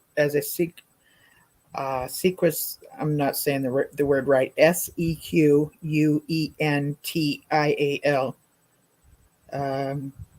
universal path to healing, grieving is not a linear process where you ascend from one step to step, finally arriving at the acceptance someday. As Self previously reported, it really doesn't work that way at all. Sherry Kamier, PhD, a bereavement trauma specialist and author of Sweet Sorrow, Finding Enduring Wholeness After Loss and Grief, tells Self, again, the name of this magazine, rather time grief tends to be circular. She says sometimes the pain recedes and you can enjoy life, and other times a reminder of the loss hits you like a tsunami of despair, guilt, and regret. Waves of grief can and do become less intense. But because grief is a deeply human experience, it's ultimately a reflection of what you love and value. It never really goes away either, Dr. Camarino says. Instead, you learn to move forward with it. So it's staying with you, okay? How to make the process of grieving loss, how to make the process of grieving loss time less painful. Grieving time isn't an easy process, and it can't be hurried or forced. And if it's preventing you from functioning in your daily life, it might be time to talk to a licensed therapist. But there are a few expert-approved strategies that might help you feel a little bit better as you work through the loss. Number 1, really truly acknowledge and feel your grief. As a society, we're genuinely not great at honoring grief of any kind. The typical bereavement leave in the U.S. is only 3 days. There's also often an instinct to try to fix how you're feeling with problem solving. See the well-meaning friend who offers to set you up on a dating app profile for you right now, when what you need is to first reflect on time lost to a terrible relationship. Despite good intentions, responses like this from loved ones or yourself typically aren't helpful because they encourage you to push down uncomfortable feelings, which only delays the healing process, Dr. Camiro says. And that's why I'm reading this, because the organization does teach to just kind of put it down, and they give an explanation of, well, we'll see them in the new system of things, so it's almost like, why are you grieving? We're going to see them in paradise, get over it. So that's why I'm reading this article right now. Immediately shifting into solutions mode might work in the short term by distracting you or giving you a false sense of control over your situation. But like a physical wound, that pain doesn't go away. And it is likely to start panging with greater intensity if you ignore it, Dr. Cameron says. The reverse is true too, though psychologists have found that painful feelings may begin to die down when you express them. That's why step 1 is to acknowledge and reflect on your grief. Dr. Harris, MD, says, PhDs. A Memphis-based licensed psychologist tells Self, you might ask yourself, what have I lost? How has it affected me? What have the consequences been? How has this hurt me? This kind of self-reflection can help you let out some anger or sadness you're holding inside and begin to accept your situation, Dr. Harris says. You might journal about your feelings or try a journaling alternative like recorded voice notes, which is using the recorder like on your smartphone or something else. You can just speak into it and give your thoughts there. Confide in a trusted friend or talk things out with a therapist. You can also try meditating or moving your body gently, stretching, dancing, running, going for a walk outside to release pent-up emotions and tension. Whatever activity you choose, try to be intentional and schedule a specific block of time to address your grief, even if it's only 5 minutes once per week. To start, you're more likely to do it if it is on your calendar, Dr. Harris says. And I just wanted to add, this is just as important as anything else on your calendar. Scheduling things for yourself what you're going to do as in self-care or anything to the effect of where I'm going with this is you are just as important as anything else on your calendar that is scheduled. So this too is a good idea to be scheduled, even if it's like 5 minutes once a week, because this is for you and it's for me. Okay. Back to the article. The acknowledgement of our pain, the acceptance that grief will be a companion for us over time, and the ability to sit in that discomfort are very important to start with.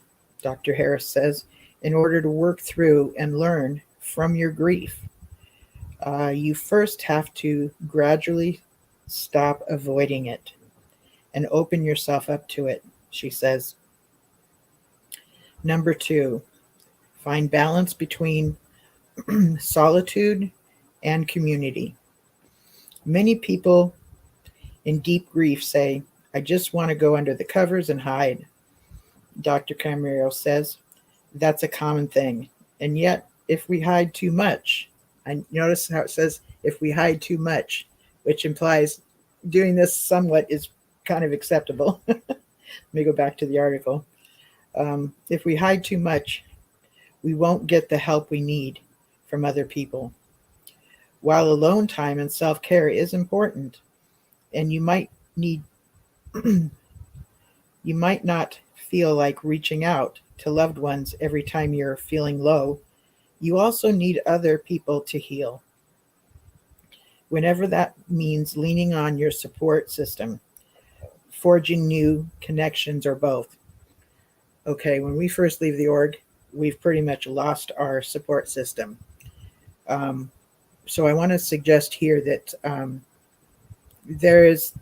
there's grief group counseling, and becoming part of a grief group counseling setting can be very healthy, and that would have you in touch with other people that are going through their own grief and what they are grieving. It's usually set up similar to an AA meeting, which also means you can do this over the phone, you can do this over the computer, you can do this in person. Okay, so my suggestion is to look for a grieving group setting. Okay, they're less expensive, some of them are free, but definitely look for that. Whether that means leaning on your support system, forging new connections, or both. Reflect on what type of social connection would be the most helpful for you.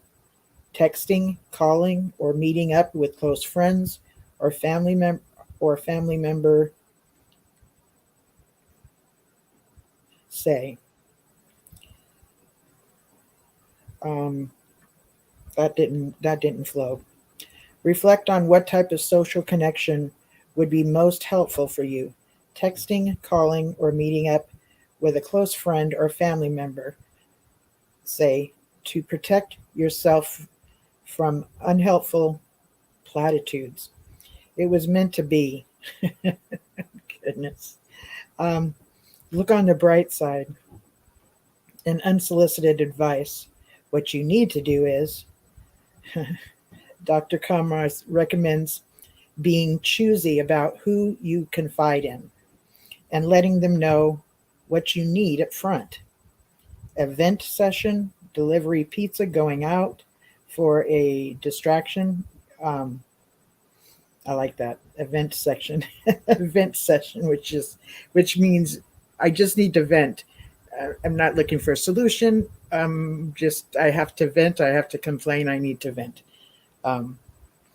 Back to the article. If you grieve lost time related to a specific experience or aspect of your identity, like time lost to domestic violence, and I say time lost to a totalitarian regime where your identity is with the party, which is what went on with us as we were members. Our identity was one of Jehovah's Witnesses. So back to the article. Estrangement. I'm going to start that again. If you are grieving lost time related to a specific experience or aspect of identity, like time lost to domestic violence, estrangement, miscarriage, or coming out later in life, consider seeking out a support group. Seeking out a support group where you can connect with people who are mourning similar things. Dr. Kramer says you can find a support group online. As this magazine previously reported, or at a local counseling center, issue-specific agency, or community health center. But if the grief is making you feel worse or otherwise isn't working for you, which happens, it's also fine to walk away, says Dr. Kramer. So I also wanted to add in here, senior centers might offer a support group for grief. Okay, back to the article. Another option, find like-minded people elsewhere by signing up for fitness classes, learning a new language, pursuing a hobby that intrigues you, or joining a club. Dr. Cameron says even if the people you bond with aren't going there through the exact same things you are. Relating to others who share a common interest can be incredibly healing, Dr. Cameron says. If you get connected with a group and it doesn't feel right, step out and keep looking, she adds. It might take some trial and error to find your people. Number 3, reframe your grief eventually. One of the most common things in my conversations with experts and grievers alike has been the power of figuring out what lessons can be learned from your loss, or how to see it in a new way. This doesn't mean that you do away with or bypass your grief, but that you begin to widen the frame around it and see something else within the picture, Dr. Harris explains. The practice allows us the opportunities to make meaning, gain information about ourselves, and then engage in relationships differently because of our loss. An important note, the ability to zoom out comes gradually as Dr. Harris works with clients. Sometimes you're not able to think about anything beyond your pain. Normal and okay. But over time, she plants seeds that can grow into an expanded perspective, she says. For example, someone grieving memories they'll never be able to make with a friend they've lost too soon may find they can honor their pal's legacy and keep going through new friendships, approaching them with the same openness and generosity that made your friend so special. Or if you're hurting over time stolen by health challenges, you may find some solace in the fact that you've developed greater empathy for others in similar situations you might not have gained otherwise. Big picture. The perspectives like this can come from talking things out with loved ones, journaling, or simply reflecting on the past once you've gotten time to distance from it. Once you've gotten some distance from it. But if you feel stuck and like you could use more support, it can be helpful to reach out to a licensed therapist who specializes in grief. Psychology Today and Inclusive Therapists both allow you to search specifically for grief therapists in their area. Here are some tips. Tips on finding an affordable therapist or culturally competent therapist too. For my part, I've had to mourn the idolized version of my past and future. Some days are easier than others, but over the past few years, connecting and healing with survivors who have similar wounds have been some of the most meaningful and life-affirming work I've ever done. My heart aches for my past self. I never wanted to lose all that time, and I can never get it back. Also true, I'm grateful to be alive, to experience the full spectrum of human emotions in the present, and to know that I will not take the future unspooling ahead of me for granted. And then it says related, how to tell if your lack of motivation is depression or just everything. The next one, how to finally stop being angry at yourself for your mistakes. And the definition of trauma is evolving. And here's how that can help us heal. So there's that article on talking about the importance of grieving. So it didn't really go over the there's this idea that there's like 5 to 7 steps to mourning or grieving.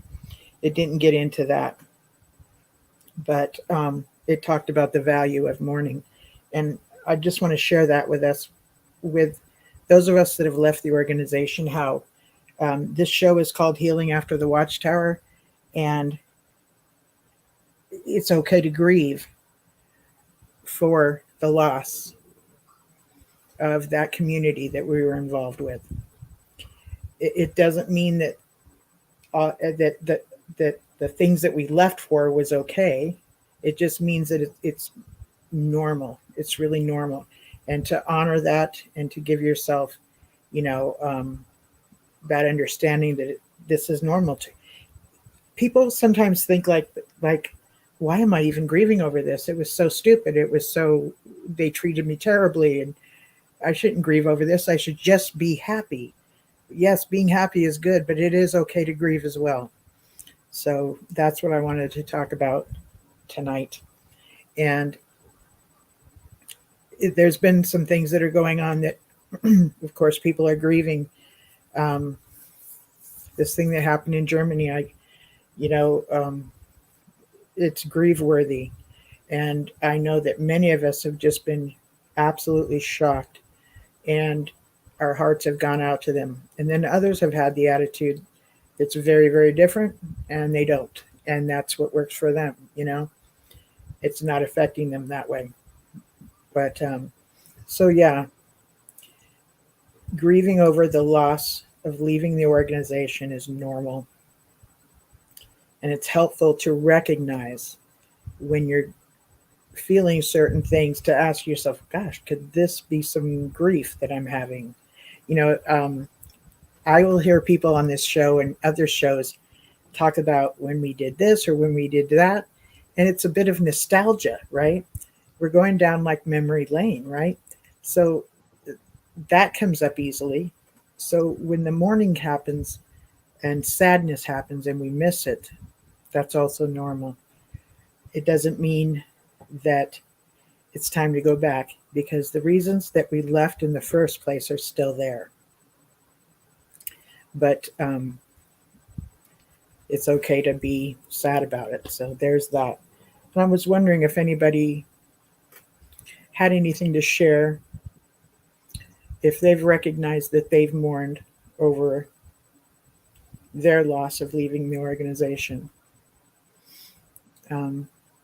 what that's been like for them, and what they have found helpful getting through that grief. Anybody can call in, and if you're on the phone now, you can push *6 and share what that's been like for you? I have not looked at the YouTube chat at all tonight. Well, I did earlier, but I didn't mention anybody's comments. Hello, everybody in the YouTube chat. Hello, hello.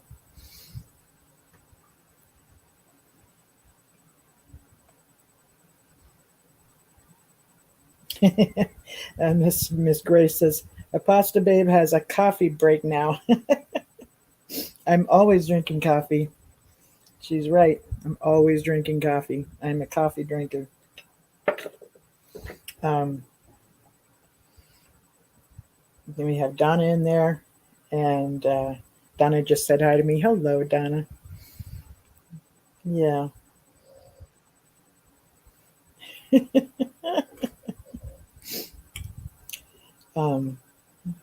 They were talking about who might be snoring. I always blame Rick. He always denies it, and that's where I leave it, you know?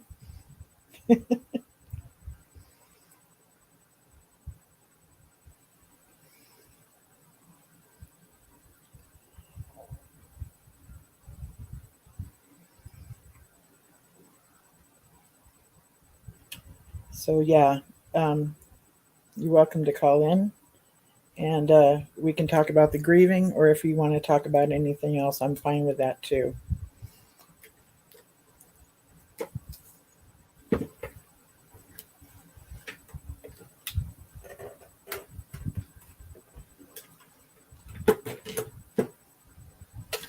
Okay, I'm back.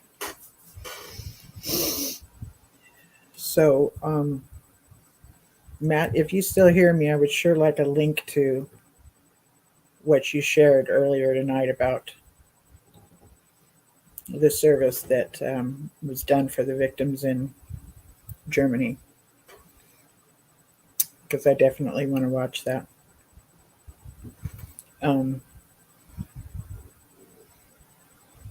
Yeah. Does anybody have anything on their minds that has to do with what I just read about grieving, or any other subject that they'd like to talk about tonight? You can push *6.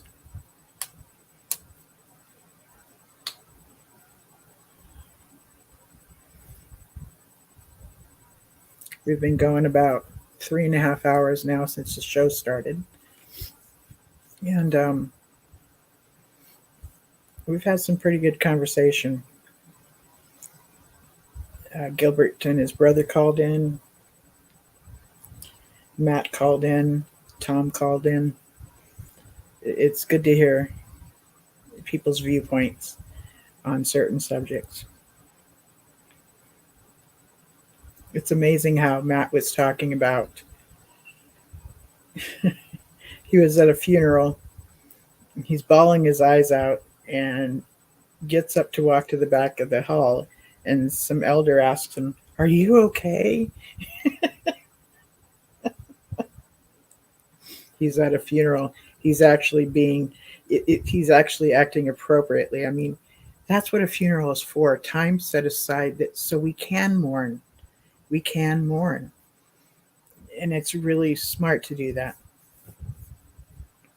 So, yeah, that just made me laugh when the elder's like, "Are you okay?" So that was funny. Hello. Hi.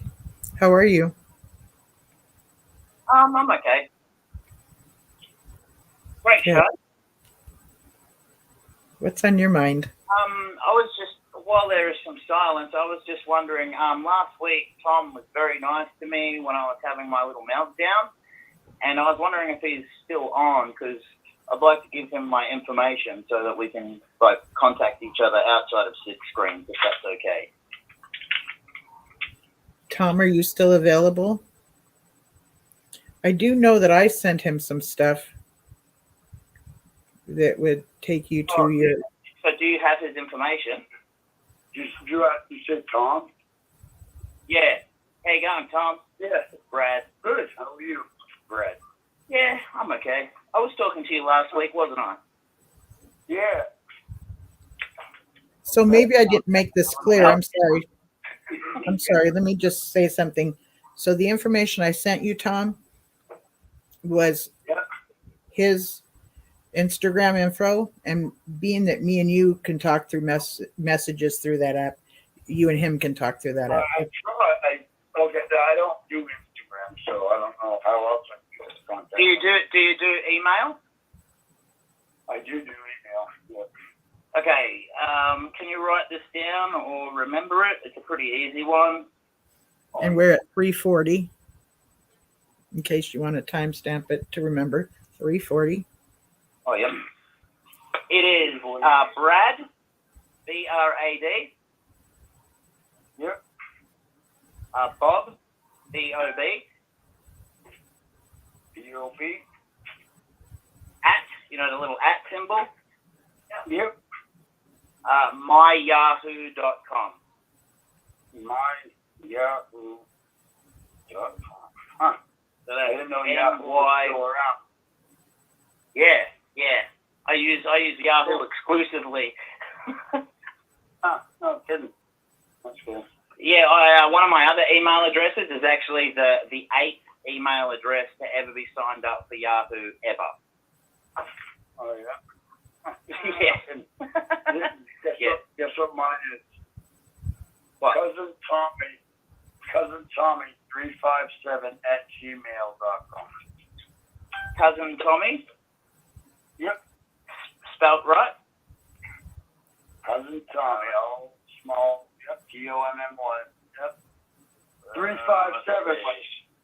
That's a 379 number. Cousin Tommy 357. 357 at Gmail. Yep. I just sent you an email. Good. Done. Cool. Sweet. Thanks, man. Cool. Appreciate it. Yeah. All right, Brad. That's cool. Yeah, I've enjoyed all your everything you have to say, and talking to you, and same with you. Same with you. I enjoy talking to you as well. All right, buddy. All right. Well, I'm going to shut up my store now and go home. But I will email you. All right? Yeah, I keep getting slapped because everybody's sleeping in the house and I'm talking too loud. Oh shit! Sorry, man. Good night. Hey. Have a good afternoon or night, whatever you're doing now. Huh. Oh, is it nighttime over there? Is it night over there? Yeah, but it's only like it's 6:50 p.m. Oh yeah. PM though, right? Yeah, PM. Yeah. So I've got 10 minutes and then I'm shutting up my shop. Yeah. Cool. All right. Yeah. Well, Thanks a lot, Tom. I will talk to you during the week. Sounds good.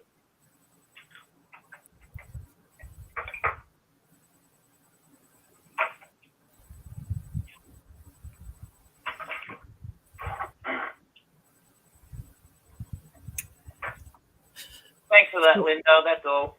Sure, you're welcome. Does anybody want to share how their week has gone?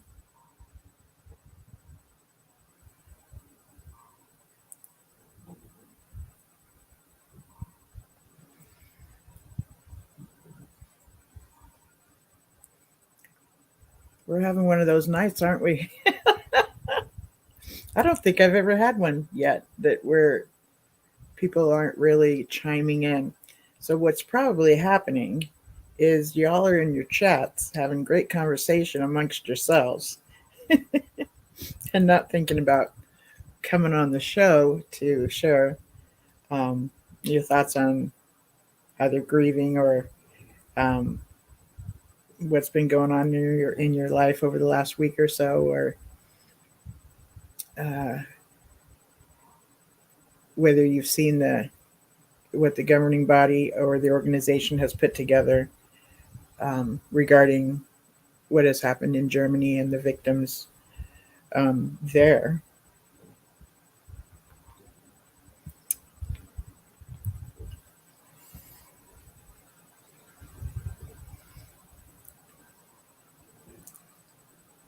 If you are on the phone, you can push *6 and share whatever is on your mind.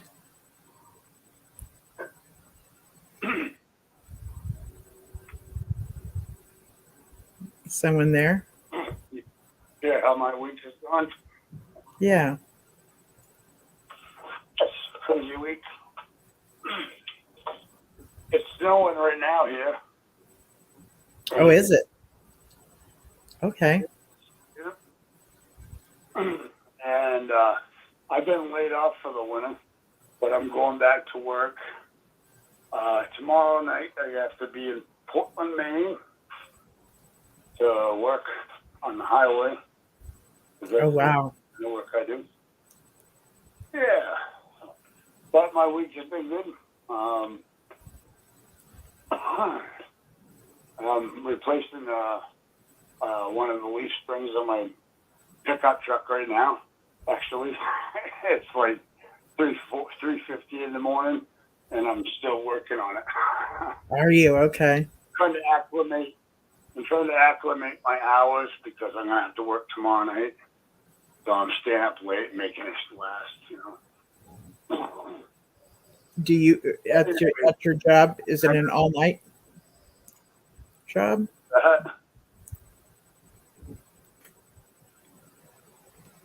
Pardon me? Yeah. Is it an all-night job?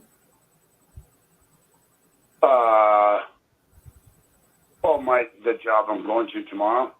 Yes. Actually, yeah, it's going to be night work for 2 months in Portland, Maine. Okay. So I'll have to stay in a hotel because I live in New Hampshire. But that's the kind of work I do, and I love it. Okay. So do you end up being gone for 2 months? Just trying to share a little bit of info. Thank you. You wanted to know how our week went. My week's been going good. And, but just trying to get some stuff fixed on my truck so I can get it inspected. Cool. For my wife. She can drive it. I have a company truck. Oh, I see. I'm doing right now. And it's snowing right now, and that's probably the last snowstorm, I imagine. It's pretty late in the season for snow. But Oh, I hope so. So will you be gone the whole 2 months since you're going to be in a hotel? yeah, I'll come home on the weekends. I'll work Good. Sunday through Friday and come home Friday and Saturday and go back to work. Right on.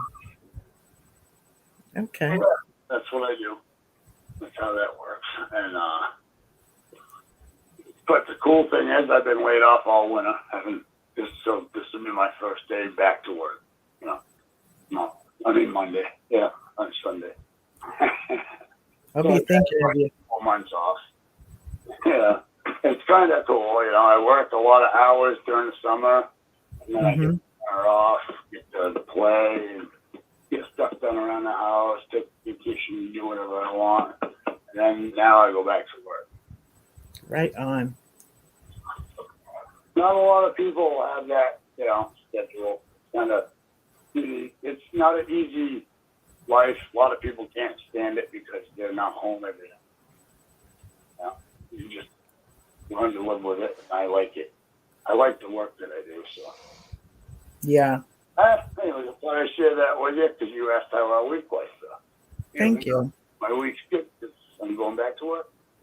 That's very cool. Thank you. Hey. Yeah. Well, enjoyed your show.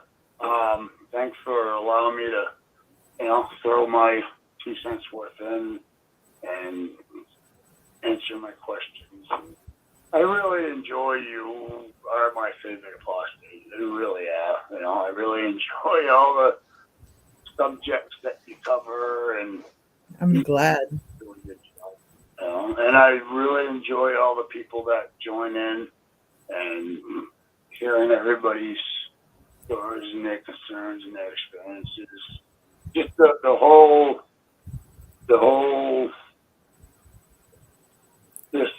this whole program, from start to finish, but It's great. Anyways, I really do enjoy it. Thank you. I'm really glad to hear that because I enjoy it too. I like it when we share our wisdom and when we share certain ideas. What is that called when you kind of shoot them off each other, bounce off ideas, where we get each other's thoughts on it. It's just it's very nice. It's very casual, and I learned from you guys, and I'm thankful for that. I'm really thankful for that. I mean, I enjoy being able to share some things that for you to learn if it rings true to you, but I'm also enjoying what I'm getting to learn too. The wisdom amongst yourselves is pretty awesome, very awesome. Yeah, this program is a blessing. I'm almost addicted, but I try not to be. Well, yeah, that's pretty cool. Thank you. It's nice to look forward to something, that is going to be there on a weekly basis. And I know, it's amazing. You guys, I don't know how you and Rick, you guys are, I don't know, that's awesome.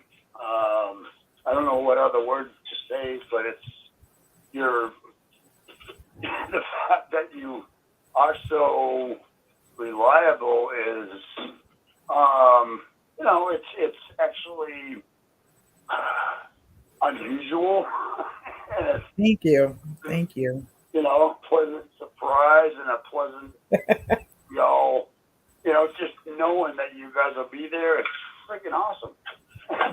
You know what? That is as you're talking about this, I'm realizing that is not something we can always have about everything.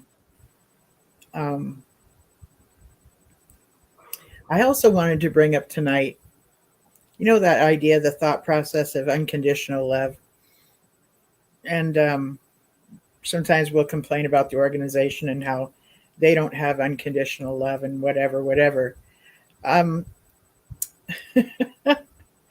come to a place where I've decided my love is conditional. Okay. And let me tell you why. Oh. Okay. I've decided that if I'm treated badly, I do not have to unconditionally love the person that treats me badly. That's turned out to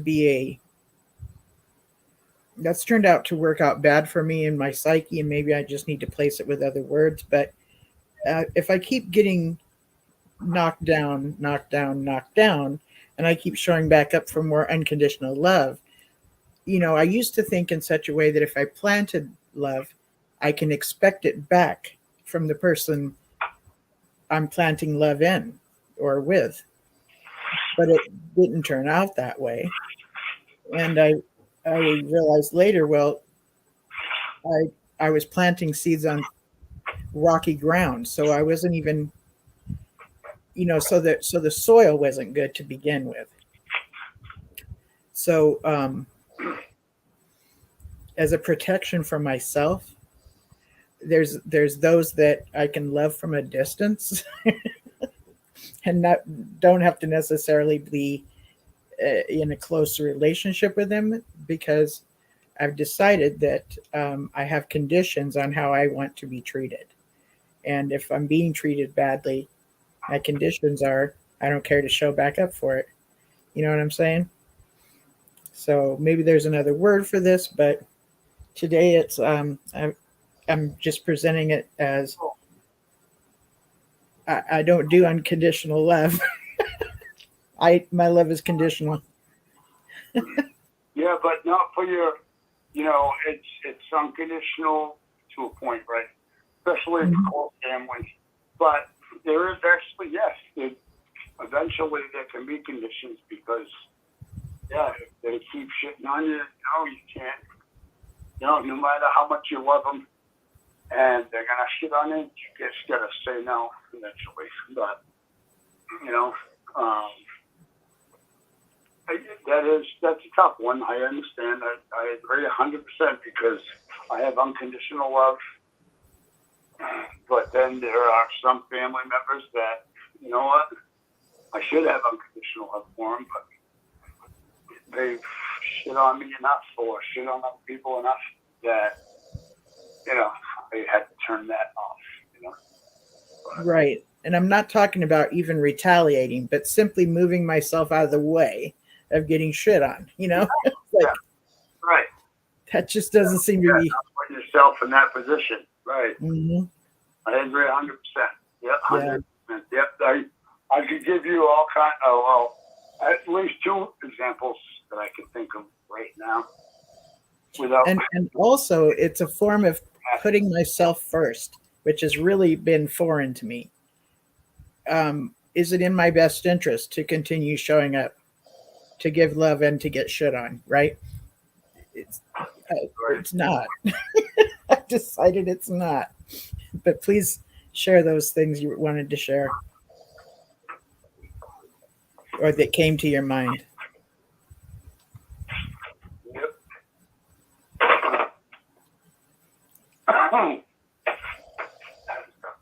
You were saying a minute ago that you could tell me about two separate ones. Oh, yeah, well, okay. Well, Are you up to sharing them, or do you want to pass? No, I can't. I can share. So I have a cousin. You know, he's a thing. He's a cousin. You know, I was close to him. And I love him, you know. And I love family, you know. But he's one of those guys that he, you know, eventually you realize that he steals from his own mother. You know? Once you get to know him, you know, you just realize Yeah. There's people like that, you know. Yeah. And so, you know, you have to put conditions on that kind of love, you know. Like, you know, you know, yeah, you know, you find out they're into drugs and all that, and stealing from people. Like that, okay, so that love becomes conditional, you know. Yeah, no example. But that's. I had another one, but I'm done. Okay. Not a problem. I need to get my truck fixed. Yes, you do. Yes, you do. And I'm gonna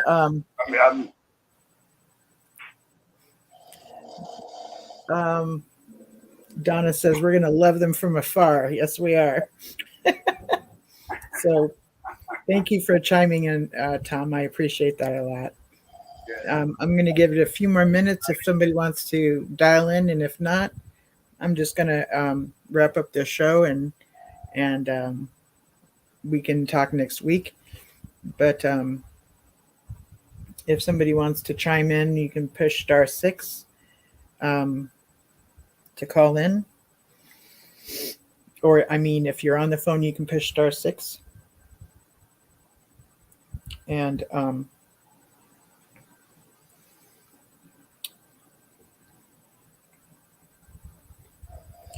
talk about whatever's been on your mind.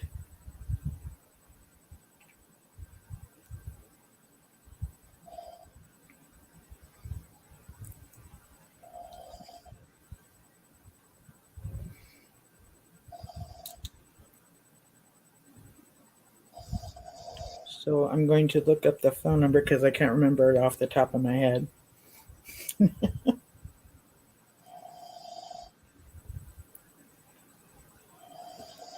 The number to call in is 727-731-6701. And when you call in, you can push *6 and it will unmute you. And when you're done talking, you can push *6 again to mute yourself again.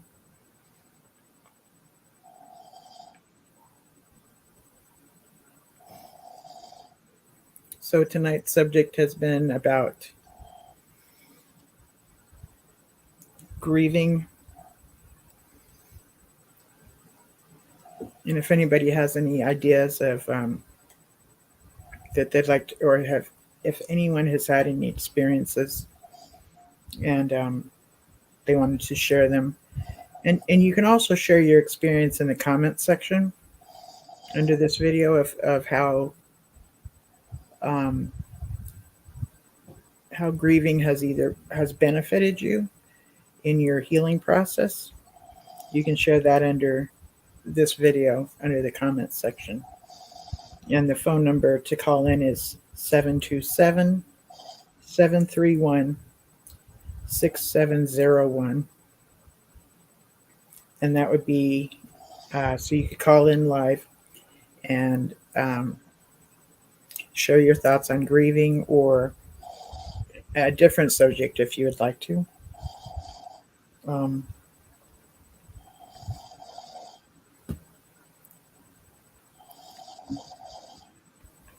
And again, the number is 727-731-6701.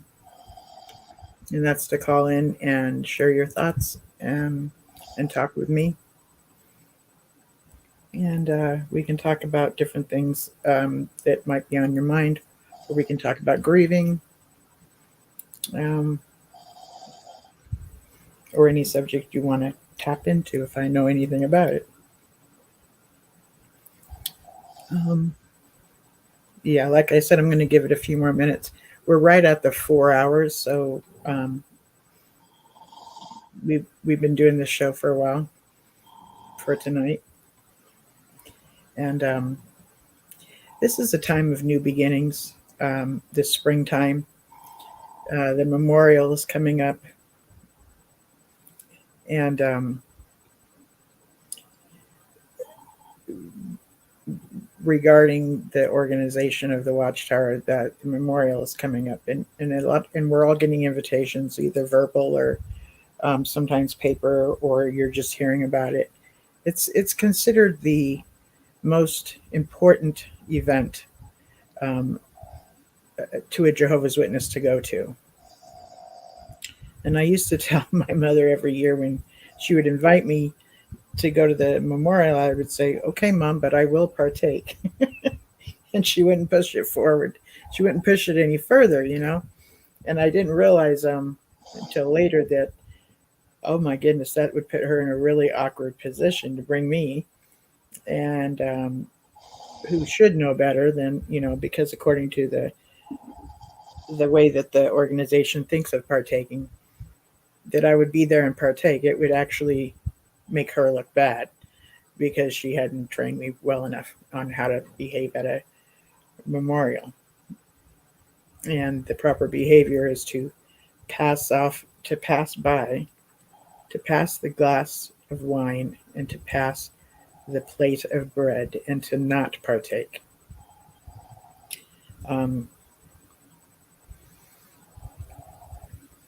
That's what most kingdom halls and most events will be filled of regarding the Jehovah's Witnesses and the memorial, is non-partakers, and that they're there simply to respectfully observe.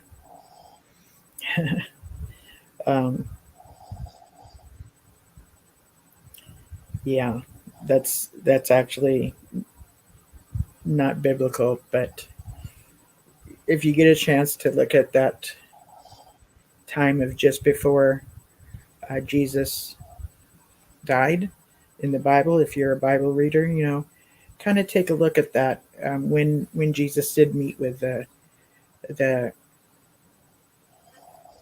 apostles on that day,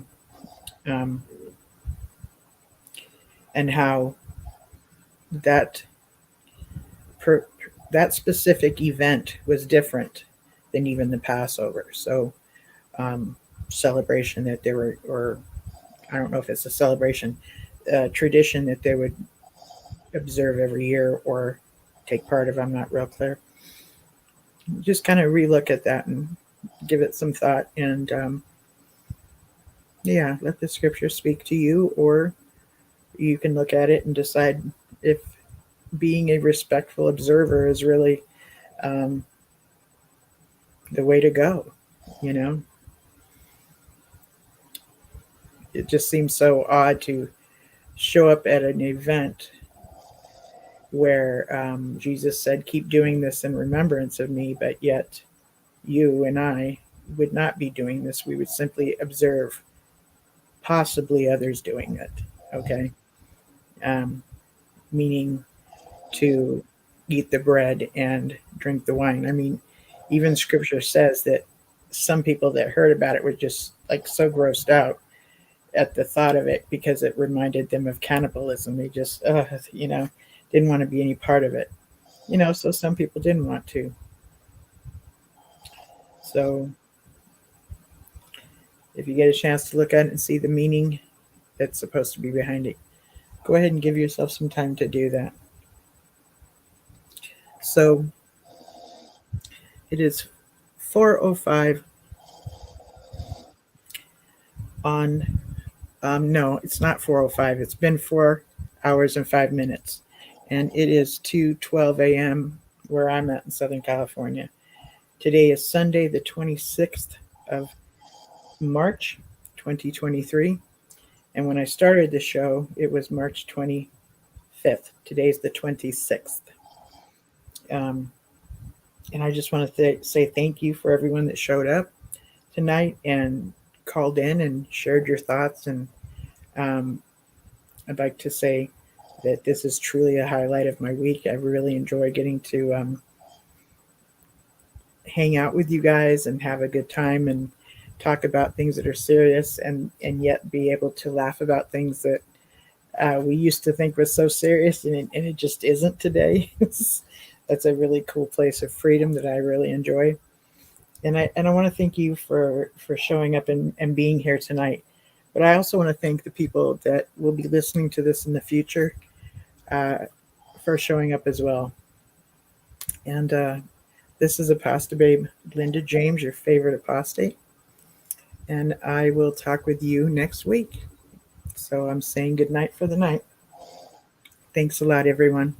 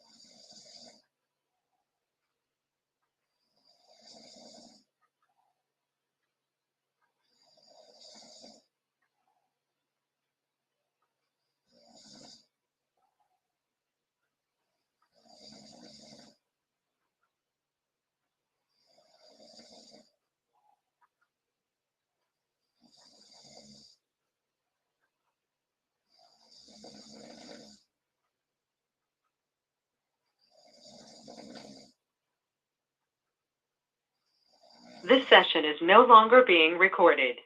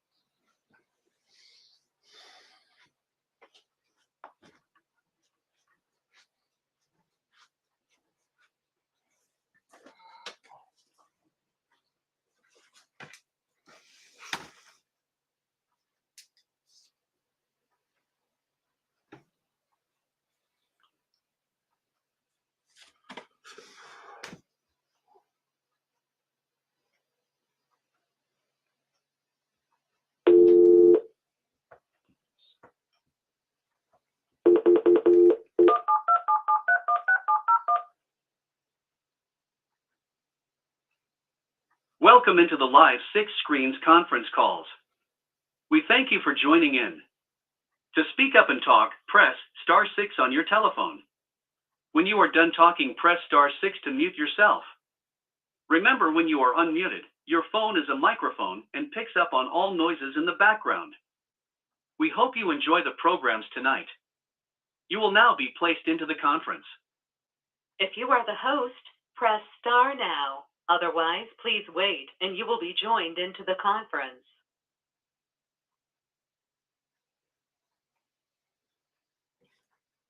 Muted.